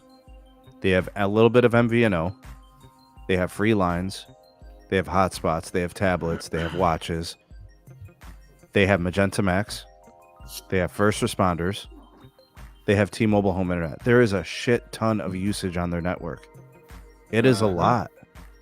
And don't forget about the what do they call it? The pass, the network pass. Mm-hmm. The network pass. Bro, people get one of those every 3 months. They just do it again. He's right. I know. There's a lot of usage on that network, and the T-Mobile customer has been an unlimited customer for a long time. Like, if you look at the amount of usage per customer, okay, so here's a number that's going to it's going to rock your world. Verizon had 60% of the users at the Super Bowl, right? 36% of the data.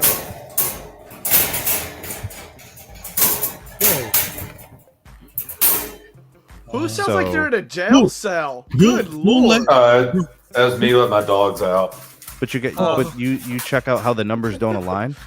60% of the users only used slightly over 1/3 of the network usage, right? So like if you counted the total number of terabytes or whatever, Verizon customers used 36%, even though 60% of the customers were Verizon.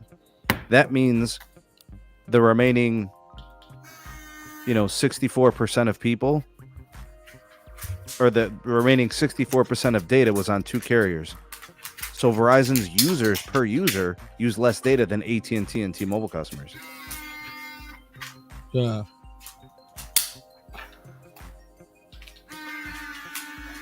What the heck is that? That's a drone or so. That's like a mini drone. Or a kazoo, bro. Which one is it? This dude playing a kazoo, bro, on my live stream.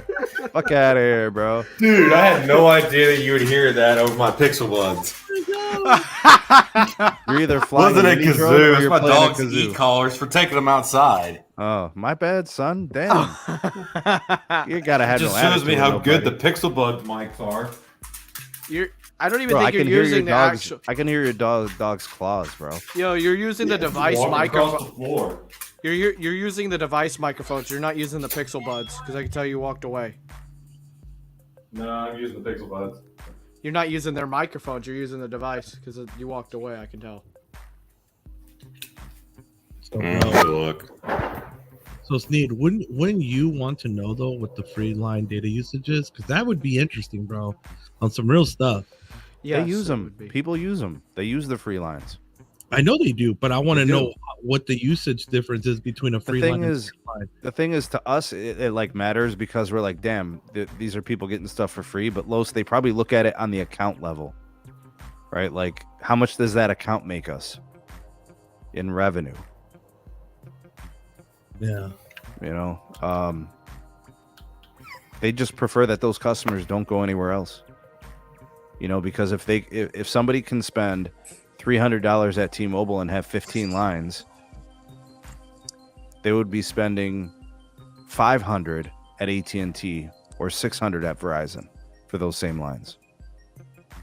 Bro, I've seen accounts where they're only paying for the first line, bro, and like the rest of the 9 lines are free, bro. I had somebody DM me on Twitter. He said, Sneed, appreciate the content, love your channel. It's because of you I'm paying $11 a month on each of my lines at T-Mobile. It's like $10 plus tax. Talk about a spit in my face. Whoa. Like I'm shocked, dude. How many lines do they have? He has unlimited lines. He can add as many as he wants. For the same price. Yeah, they're $11 after taxes and fees. How? I don't know. Whoa. They're unlimited. I just got smacked in the face, and I'm not happy. I'm dumbfounded right now. Like, whoa. So am I. Yeah, he negotiated a business account, and he gets $11 a line. And he asked me if I wanted one. Bro, I couldn't even get away with the business account. Yeah, he has $11 a line. If anything, they lied to me and they bedoozled me, you know. Well, we saw how that ended up. Yeah. Who got bamboozled? They did. You know, flex on them. You know. But still, bro. Sometimes you got to rub your ass on the windshield, dog. It's all good. What plan do they have? It's like a Magenta business. Man, they did better than Keon. The pull, bro. The pull. We keep forgetting about the pull. Do you want me to close it out? Los, you keep giving me all these damn polls, dog. Bro, because we gotta interact with the community, bro. The community. Yeah, but you can't expect me to remember. All right, we're gonna close out the poll. 3, 2, 1. All right, close. So, all right, switching carriers. If you're a current T-Mobile customer, who will it be? 42% the Verizon, 30% AT&T, 16% MVNO, and 10% non-T-Mobile MVNO. Interesting poll. I'm surprised. That's that. Yeah. That was actually, I kind of expected it, but I'm a little bit shocked about the ratios. I thought AT&T would have been. So here's the thing about like network pass and free lines. You guys are not part of the problem. You are literally taking advantage of something that they offer. I don't get mad at people when they get the free lines. I'm just calling a spade a spade. There are unpaid devices, or I should say unpaid lines, that have higher priority than paid home internet customers. I just want you guys to let that sink in. There are people paying $50 or $60 a month for T-Mobile home internet that are deprioritized compared to the data traffic on a random device on a network pass for free on hotspot. And the hotspot's unlimited, bro. Don't at me. You know what I'm saying? The one thing I would really recommend, if T-Mobile is listening in, is literally on that network pass, you got to cut the hotspot down. That you can't have it unlimited. That's too much. You know what's crazy, Los? If you want to know that a network is good for you, you need a month. Because you'll go to work a bunch of times, you'll go to the gym a bunch of times, you'll go to the car wash, you know, you'll go to the geisha house or whatever. You're gonna go and do whatever you got to do. The geisha house. You know, and you'll see what you need to see, and you can make a decision if it's going to be good for you. 1 month is all you need. If you don't know after a month, then you will never know. Bro, one month or 120 gigs, whichever comes first. It's plenty. I'm dead serious. That's more than plenty. At least that'll prevent their network from getting taxed. Yeah, I gotta call a spade a spade. Bryant hates T-Mobile. Dude, I know, bro. He's roasting. Bryant be burning them, man. He be torching them. Roasted, toasted, and floasted all in the same day. God, bro. Yeah, Damn. The hatred is real. Yeah, he be hating on Chernobyl, dog. I mean, all I want to see them is do all right, because then I know it keeps Verizon and AT&T in check. Yeah. You feel me? That's the reason why. What do you mean we make too much of the free lines, MS? Here's why I think the free lines matter a little bit. The free lines indicate growth. Yeah. Like T-Mobile says to investors, we added 900,000 customers this quarter. And at least a third of them are free lines. And then AT&T adds 650,000 paid customers. But we think that T-Mobile's growing. Wait, do they also include the trials or not? No. Oh, No. Damn, son. I'm telling you, bro, Brandon be hitting those weird punches, bro. Oh my god. Hey, But it Brandon. I know you have T-Mobile, but I'm gonna hit you with this one. Would you What? want a free Chromebook from Keon or a free T-Mobile line? Come on, dude. What is it with you and the Chromebooks? Yo, Los, what's up with this? Los, what, did you ever have Restream do a random reboot like that? No. No. I see, me neither. I think StreamYard's.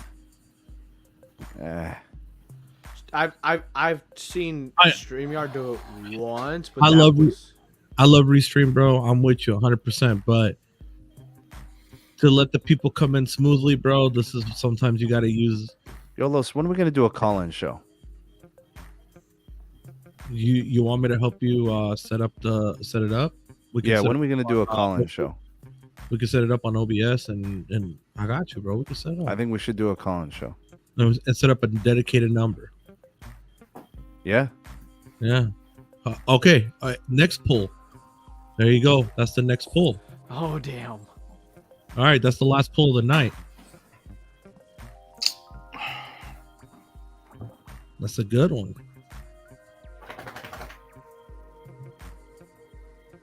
What do you guys want a call-in show? Just put it Set up a network pass and use that phone number and for the call-in show. But the thing is, I can pay for it. It's a business expense. I don't mind. No, bro. No, you do it through Google Voice, bro. So then you can. I'm gonna. Literally. We'll do it behind the scenes, bro, and we'll set it up with OBS. I got you, bro. Don't worry.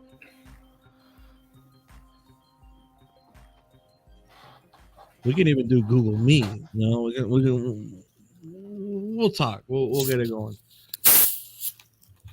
Oh. We just need the people to answer. if the calling is not going to be as clear as using one of these.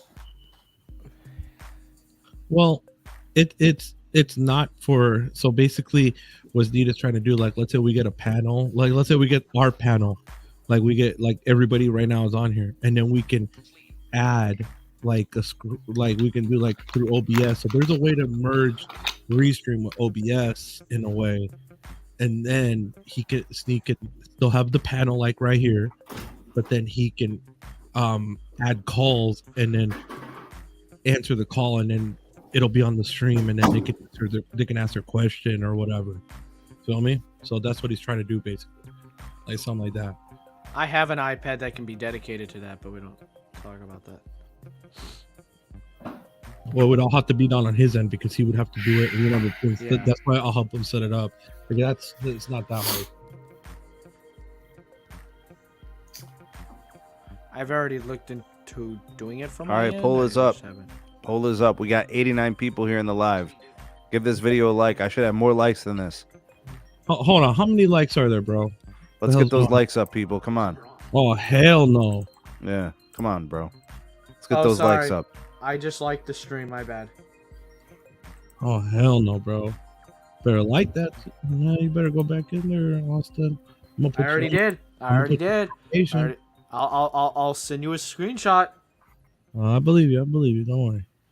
I was gonna say, don't make me have Kazi call you in for a check-in. Oh no! Oh, by Hey, the way, hey. Carlos, you wanna laugh? This is funny. Austin, you'll like this one too. Uh oh. Guess what the YouTube Shorts revenue is? Oh God, what is it, bro? Oh God. 7 cents per thousand per thousand views. Oh my God. 7 That's cents. not worth it. Per thousand views. It's not worth any type of storage on your device. It's not worth the bandwidth it's going to take to upload it. It's not worth any editing. It's not worth a thing. I already made like 5 shorts last week, and then I saw the CPM, and I'm like, what is this? So I've got 5 more shorts that I got to drop, and then that's it, dog. I am done. I mean, bro, so Sneed. So the only reason why I do it is just to like, let's say if I'm gonna do a live stream or something before, like yesterday, I dropped the thing about the network going down for T-Mobile, and then I did a live stream. You know, like something like that. Carlos, the shorts content, because it's short, is low quality engagement. YouTube in and of itself is built on audience engagement, like live streaming, comment section, like literally shorts. It's like in conflict with the existence of YouTube, the platform. I put up a short, Sneed, yesterday about iOS 16.3.1, and that was convenient enough because it's a small update. When there's small updates like that, it's very good for me to get them shorts out, like Carlos was saying about the T-Mobile outage. It gets your viewership. If your viewers do see it in time, it lets them know before you drop your long form video of something. That's where I see shorts as beneficial. I don't do it for the monetization aspect. So I'm gonna share this real quick, Sneed, and I'm gonna show you this right here. So let's see, where is it? So this was the shorts yesterday, right? So it got 4,000 views, 99 comments, and then 115 people, either liking or disliking. So literally, this was before I started the stream. So I think like maybe as a tool to use, real quick before you start a live stream, I would think it would kind of be beneficial in a way. But to do it all the time, no. You're right, 100%. Bro, Frankie just dropped another bomb, bro. No, hold on. Yeah. Is it our poet? Oh no, Frankie. Oh, what's up, dude? Frankie. I'm pretty sure Frankie dropped a couple of bombs last week too. Holy crap, dude! Holy shit! Yeah, big shout out to Frankie. That's. I'm pretty sure that's bomb number 3 in like the last week. Wow. So thank you, Frankie. Dude, wow, Frankie, thank you so much, bro. Like, thank you for helping out Yasmin's college fund, dude. Appreciate you. Yeah, man. wow, that's incredible. It's really generous of you, man. Thanks for supporting the channel. Appreciate you. Dude, bro, I bet Yasmin's gonna be flexing on you, bro. She's gonna be coming out with stacks like this, bro. Be like, bro, Yasmin's got more money than I do. I'm paying college, daddy, and guess what, daddy? I'm gonna buy me 4 Volvizis. She's gonna be like, yo, dad, we can put cheese on the bread and get you a new Volvo. Yeah. Oh boy. I'm not selling the house anymore, Dad. Bro, she had the intentions before that she was gonna put it on eBay and sell it, and not anymore, bro. She's like, daddy, I'll pay for it. I'll pay for it, and I can still go to college. I will say this, more of a serious note before I go back to making jokes. Really is a really cool thing you're doing for Yasmin, setting her up to be debt free and go to college. I want her to go to college, and I want her to get a degree in something tremendous. I'm not just gonna allow her to make a bad decision. If she was intelligent with business and she had a plan, and I can be like the engine that helps her get that business started, and she knows what she wants to do and how to execute it. I mean, what is college about, right? A degree is a way to get a guaranteed job. You meet certain people that can help you get where you need to go. You make relationships, you network, you get a training, an education, a formal education. But like, if somebody was to become wealthy without college, Why should they go to college? And the sad thing of it is you can become wealthy and not go to school these days. All depends on, luck and who you know. But irregardless of that, you setting her up for success and she can graduate, not be drowning in school loan debt. That's huge. And even let's just say, bro, let's just say she didn't want to go. At least she can buy her home. She'll have a home pay. She could buy it with the money. I was gonna say that's gonna be a hell of a rainy day fund right there. Mm-hmm. Or I've been working on it for 6 years. Let's say if she doesn't. Let's just say she doesn't, bro. She can open business. She'll have capital to open it debt free. The home, own free and clear, or something that's of value. You know what's incredible about Yasmin? Like, she gets it. I gave her $1. I said, "What do you want to do with it?" She's like, "I want to buy something." I said, "Don't. Go save this $1. Watch what happens." She said, "Okay, Daddy." And she went and she put the $1 away in her savings.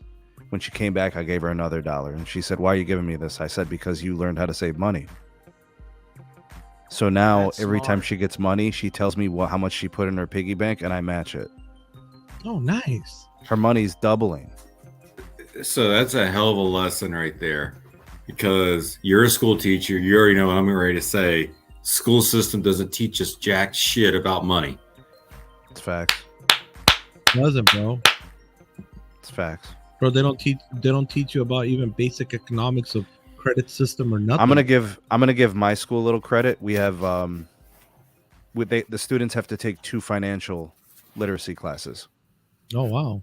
So they know they know how to calculate APR financing. They know how to calculate their home loans, car loans.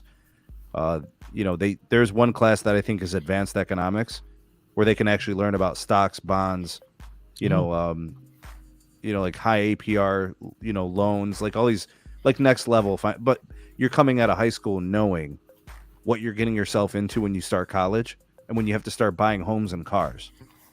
Mm-hmm. And they're not getting like a 30% rate on a used car. They know how to purchase, and they know what principal is, and paying down debt and compounding interest. Like, I have to give my school credit. And the guy who teaches the courses, he's sharp as a tack. He's a G. I talk to him every morning. I wish they did that down here, because they sure don't. Tim, it depends on where you are, but I know where I live in a small town, they do here. Either the school will help you with an economics class if you want to go higher up, or they'll do economics in the school, but it's not as high advanced as if you take an external class. I'll tell you what, bro. I was blessed. My dad taught me 2 things. He taught me how to save money and make money. He never taught me how to invest money, because my dad wasn't like an investor. He always invested in himself. He would start his own businesses, right? So that's how he did his investment. But that's something important, that if you start early, it changes the whole trajectory of your life. Mm-hmm. But these are things that it has to happen from a young age. Definitely. Yeah. I mean, go ahead and chart the stock market. You tell me what 1,000 shares of Apple would be worth today if you bought 1,000 shares of Apple in 2010. Oh. January 1st, 2010, you bought 1,000 shares of Apple. That was 13 years ago. The only thing I'm going to say is, as long as you're not eat up in debt, you're a very wealthy person right now. Oh. Damn, I wish I would have done it. All right. The closing price for Apple, December 31st, 2010, $9.81. Oh. Okay. Today it's $153. With the stock split, remember that. We did split. How many times did it split? I think once or twice. It's one of those two. I can't remember. I think it was just once, but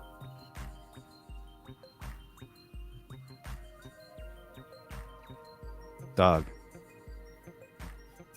Google. I mean, pick your stock. You just bought 1,000 shares 13 years ago. You're made. No matter what, you're made. Unless all of a sudden the company decides to plummet, which that is not going to happen if you choose the right one. What was the iPhone in 2010, Los? I think that was the iPhone 3GS. Yes. Yeah. For sure. Yeah. What was happening with the Max? What was happening with the iPads? Were those things at the time? No, iPads were no iPad yet. iPad was until iPhone 4, I think, or 5. One of those two. No, the iPad was announced. Yeah. I think Los is correct.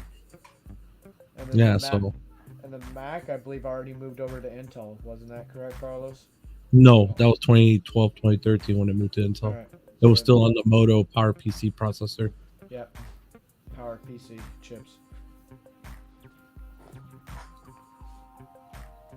Yeah, man. Got it made, bro. Shit, Yasmin's gonna be a maid, bro. Now we just got to make sure that it's put in the trust, bro. You feel me? So then you don't get no wannabe shot collar gangster wannabe, trying to finesse his way in. You feel me? For the fun. And crash the crow's nest. No, I'm gonna get Yasmin 100 shares of Apple, 100 shares of Google. Jeez. Let's do 100 shares of Microsoft. 20 years. Microsoft is going downhill. I wouldn't. Microsoft is going downhill. It's bro. I would say I wouldn't be surprised if in the next 10 years. The only thing that's saving Microsoft, Carlos, is the new Bing AI. That's the only thing that's gonna save them. But when it comes down to software, yeah, it's starting to. Yeah, bro. You would. From an enterprise standpoint, Microsoft is pretty strong. They're untouchable in enterprise. Yeah, in my world. Yeah, but enterprise only makes a certain percentage of it, bro. Consumer makes the most, bro, because the consumer throws away a laptop after a year, or it gets stolen, or something happens. Carlos, the margins on enterprise are absurd. Well, yeah, that matters. It scales. They make one piece of software. They license it to everybody and their mother. Yeah, it's not hardware. You're talking about computers. I'm talking about programs. Well, yeah, the program. Well, that's one license for every computer. That's money. Those margins are at 50%. It's easy to scale. To hell with the computers. The computer's a vessel. He's right? like, I'm gonna take the computers out with the bathwater. Oh, damn. That's what Steve's like. The hell with the computers. I'm taking it out with the bathwater while I'm at it. And the only way to save them is with the Mist 2.0, baby. That's right. Oh man, this is a 3-hour live stream, dog. Let's wrap this up, man. Let's hit we got the poll. Hold on, we gotta finish the poll, bro. Come on, man. I agree. Bro, the polls are starting to lose steam, bro. We got 80 people in here, and I got 45 votes. What the hell's going on, son? Hold on. Before you end that poll. All right, we're gonna give it 1 minute, literally 1 minute. Let's get this vote up. 5 Come on, votes. Come on. This is literally your chance to ask Need and the panel anything you want involving, relating to tech. If we're covering outages, whatever the topic is, you literally get to talk to Sneed. Yo, Sneed, I agree with Trex about the YouTube Shorts thing. It's another avenue. Even if you're not making a lot of money of it, it is still, as a creator, a good avenue for people to find your channel. Okay, so Austin, can I do a short of me rubbing my ass on the windshield? I don't think Susan Wojcicki's gonna approve of it, and I'm not gonna touch that. I ain't touching. I'll believe that for the chat. Yeah, bro. I'm leaving for that with the chat. Does that Bro, chat I will put the cheeks all up on it, bro. I don't care. Shut up! I don't need to know the ending. Does the chat wants to see Sneed's cheeks all over the windshield? And it's still winter, FYI. Just wait till there's a good ice storm, Sneed. Oh my god. Damn, son. I think where Sneed is, he doesn't have to worry about ice.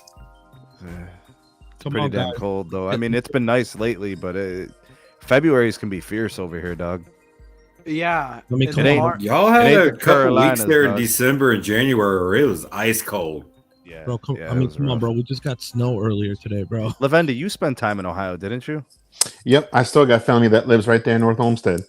Yeah, so some months are awesome and some months are crazy cold. Yeah. Man, the biggest snowstorms I can remember is sometimes going to visit them, and they would get those lake effect storms, and it would be. Yeah. I never saw a snowblower machine till I went to Ohio.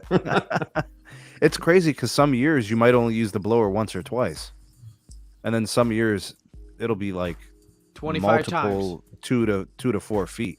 Yep. You know, over the course of a week. Christmas Eve, how cold did it get up there? I mean, it was like 6 days, -10 with wind chill, -15. It got down to 9 here in North Carolina, and I can't remember the last time it got down to single digits. 2014. Yeah, there was a 2-week polar vortex back in 2014. It was about 12, 13 days maybe. Dude, it killed all of the oranges where I live. Yeah, I remember the orange juice was like $8 for half a gallon. And Sneed, you want to know what even sucked even more? My house did not have central heating at the time.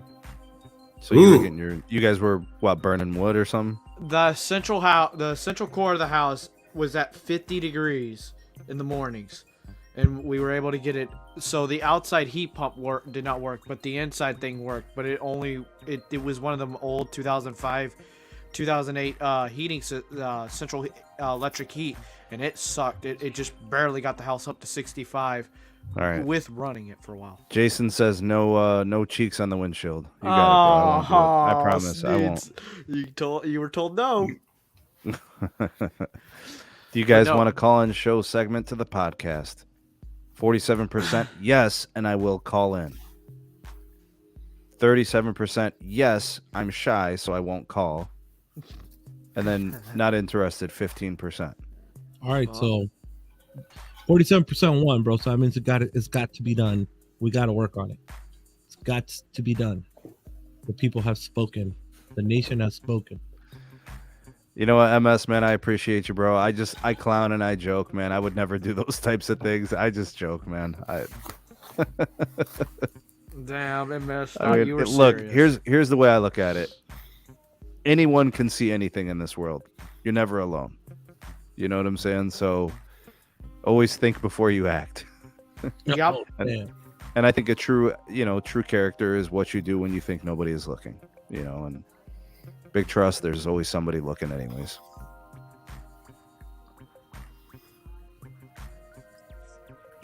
But no, Sneed, yeah, the 2014 winter with that polar vortex where it was literally a high of 50 and a low of 20 here for 12 days straight, that sucked. EM Tech with the super chat. Appreciate you, bro. What the heck happened? EM Tech with the super chat? Trying to reach me about the warranty. Oh, come on, man.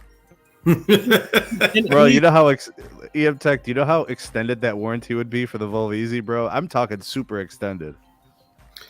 It's a Volvo. It probably needs it.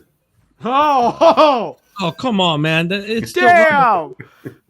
It's still running, bro. And Sneed, you know, when he has the windows down, bro, it has the effect, bro. It has the aerodynamics because the headrests have the hole in the back, bro. Yeah, so it blows your hair back, bro. Yeah, bro. Look at how slick back he has the hair, bro. The reason why it's so perfectly slick back, bro. It was so cold Christmas Eve night that Sneed couldn't even use the Volvo. Yeah, that's right, bro. I had to do the manual windows, you know. It's all right, bro. That's why the windows worked. That's what the puppies will always work. Yeah, right, Tim. You probably got some crusty old French fries in your cup holder right now. You're sitting there talking shit, bro. Oh,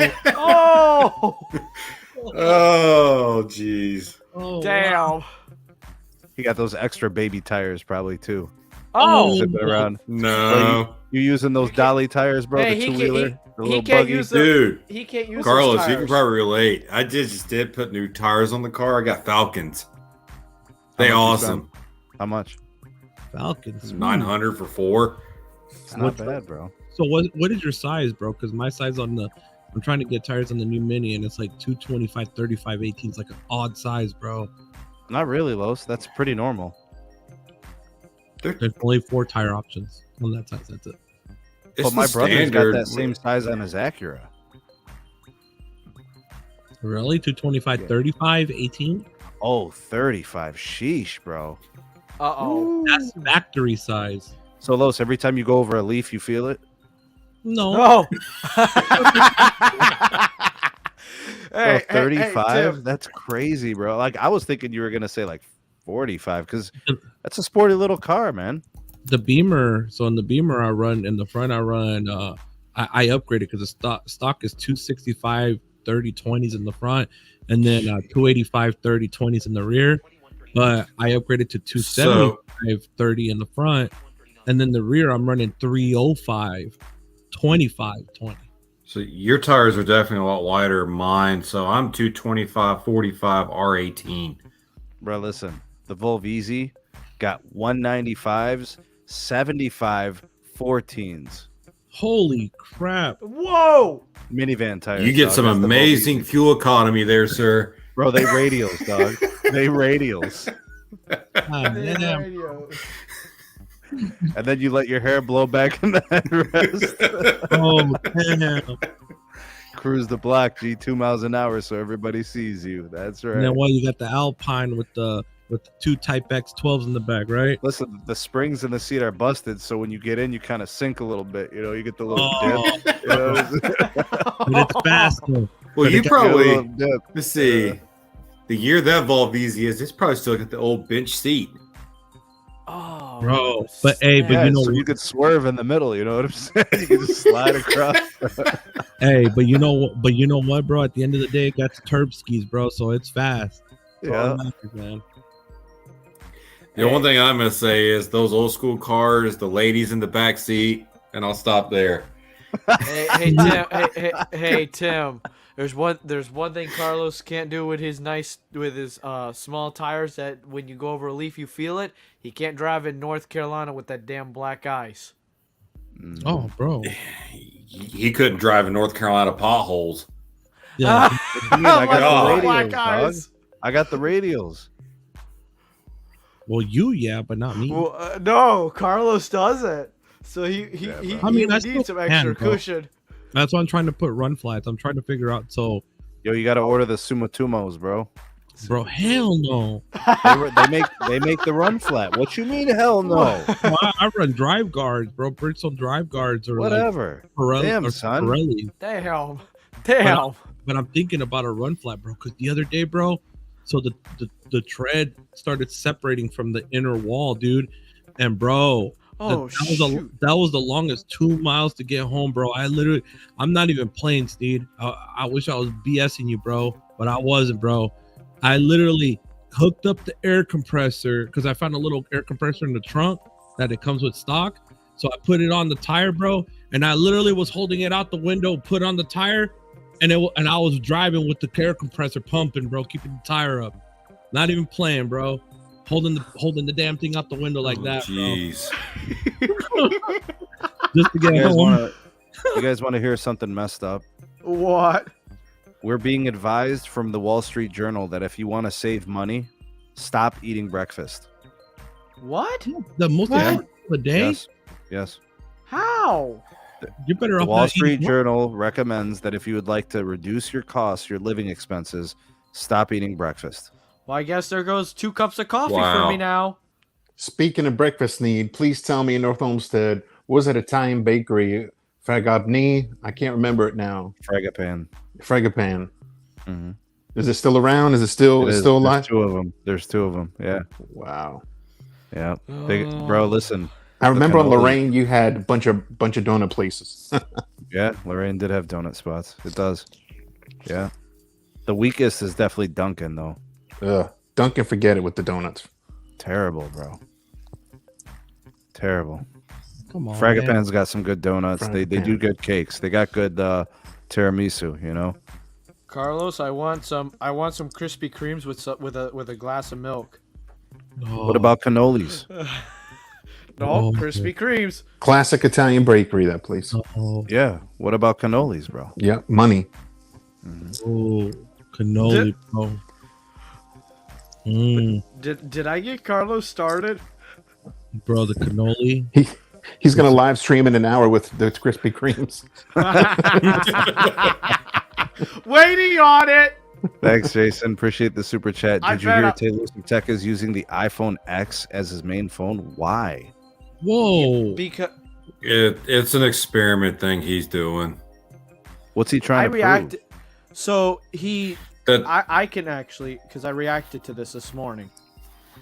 Talos of Tech, Drew, has been preaching to a lot of people that, you know, not always buying top of the line with the way the economy is for some of his audience, complaining. He's putting his money where his mouth is. Hold on. Can we backtrack real quick, Austin? Yeah? He's built his channel off consumerism. Now he's telling people to not buy shit? Uh-huh. It's basically for the select people. If you can't afford the latest and greatest, he's trying to prove you can still use an older model such as an iPhone X But he's and still get away with it. He built his channel and is following off consumerism. What do you expect, Sneed? I'll say more. Where's the credibility? Doors. Why would anybody take him seriously? I'll say more behind closed doors, not on air and in record. Sheesh. Come on, man. I respect the guy. I respect what he does. Some of the things I disagree, but I can agree to disagree with him.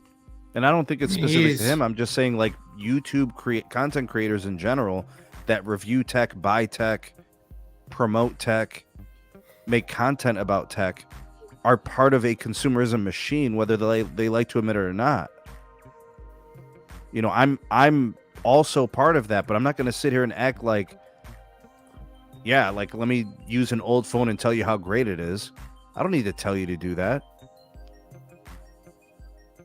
Well, and I think he also was talking about it. He had a real moment in that video where he was talking about the fact that he was talking about the fact that he had a addiction with smartphones, that he needed to cut back on it too. And it sounds like behind closed doors that it sounds like it was not doing good for his friendships. So his channel is built off of advocating for refurbished devices? It's been going that way over the last year. Bro, more and more. Hey, Sneed, I got a confession to make. I got an addiction, bro. Oh, no. I got an addiction to buy all this new shit all the time, bro. What do I do? Stop it. Get some help. I mean, look at my look at my addiction. It's real, bro. I got 3 gateways for no reason. And for no type of reason, bro. Yeah, bro. The addiction is real, bro. What do I do? I don't know, bro. You've had a tendency to want to burn things in the desert. Oh, so I should burn these. Oh. Just do it on live stream so, you know, you can get donos and super chats so, you know, people can help pay them off, because I think each one of those is like $500. I did 350 or 400. Oh, whatever, bro. He's splitting hairs. Well, yo, if someone cash apps me $1,000, I'll fly out to Las Vegas and help Los burn them. Dude, I swear to God, if someone donates to Austin 32091 $1,000, I will do it this summer. Ricky will do it. Ricky owes you 50 here. It'll be cool. 1,050. He already paid up. He already paid up, Lavendi. I'm kidding. Carlos, I'll risk my life on a Spirit Airlines flight. Come on, there, help you burn those. Oh, come on. Come on, bro. Then let's do it, bro. Let's burn it. Bro, I can get a flight to Vegas for $100, $150. Oh yeah, it's cheap, bro. Forget Come on, that, bro. y'all. We're going to Cleveland Hopkins, having a meetup. Let's do it. Oh shit. Hey Sneed. So what, bro? So I got next week I gotta start getting the things for the All Wireless Expo. What's the dates? Hold on. Pull it up right now. No excuses, bro. No excuses. I need to know the dates. All right, let's see here. I'm already dishing out at $11,000. I don't need to have fun and be flying round trip $1,000. I can't afford it myself. Let's see here. So August, let's see here. All Wireless Expo. Yeah, Jason, it's a good thing he's got the Qualcomm version and not the Intel. Absolutely. Bro, have you guys looked at what's happening at Intel lately? Their company is like in shambles. 14 to 16, bro. But those are the dates. March? No, August. August 14, 15, 16. Mm-hmm. But I have to look at my school calendar because that's like right at the start of the school year. What the hell, bro? I thought you guys started in September. No, like teacher work days when we start the year are usually in that week. I have to look. I know. I mean, bro. Like if I could get out to Vegas and only miss one day, like I could swing that. Yeah. But if I can't miss like 2 out of the 3 work days. Well, find out, bro. Find out. And then you come here like on a Saturday, bro, and then all the way to the thing. Bro, So then, I'm worried. I don't know if like me and you in Vegas together is a good idea, dog. bro, don't worry. Everything's gonna be all right. Like I don't think the city is safe. Oh no. No, it's safe, bro. Don't worry. No, I'm not worried for myself. I'm worried about them. Oh no. Oh, it's all right, bro. If it could take Greg crashing a car every other month and everything, you'd be all Oh! God damn it, that wasn't supposed to come out. Hey, Greg, you hear that, you punk? Keep crashing them Corollas, bro. See what happens. Mess around and find out, bro. Oh shit! Camry, they cut in front of him, bro. Whatever. Camry, Corolla. Come on, dog. Family sedans and little mini cars, small cars. Come on, bro. They cut in front of him, bro, and then he had the muffler deleted and all Bro, that. Bro, every New Yorker does the same thing. They try to drive the way they do in New York and other cities, and they make accidents. But it wasn't his fault. I can't even admit that, bro. It wasn't his fault. That explains why. Bro, I guarantee you, Greg was eating cannolis, and chocolate chips were flying out of his mouth, bro. And he slammed into another car. Wow. Wow. Wow. Hey, on top of that, that's why New Yorkers like to weave in between semis on I-295 in Jacksonville. See, even Josh, bro. See, he was in the car. I know exactly what happened. Greg was probably adjusting one of his crappy AirPods, and boom, it happened. Come on, bro. His ghetto AirPods. Come on, man. You have to hit it like that. Come on, man. Sneed, was it were they ghetto AirPods? I don't know. He does the real ones, but they give me problems too. Carlos, I was telling Carlos today I was putting on my AirPods, and all of a sudden I heard like a baby talking. I'm like, what the hell am I connected to? What? I'm like, whose baby is this? I look over, I'm outside in the middle of my yard, dog. I'm like, what the hell? What am I connected to, bro? AirPods are weird. Press that little button. I'm telling you, bro. I think maybe when you had them in your pocket or something, But Carlos, that's not weird. I mean, of course, 100%. I'm out in the middle of my, my front yard, bro. I'm standing in the grass, and all of a sudden, Goo Goo Gaga is going on. I'm like, what the hell? It's a baby, bro. I look at my phone. There's no music playing, nothing. I'm like, what the hell? I'm looking for a call that's engaged. Nothing. It's freaking me out. Oh, man. Hey, it's just keeping you on your toes, Sneed. That's all. Shit. Come on, man. Come on, man.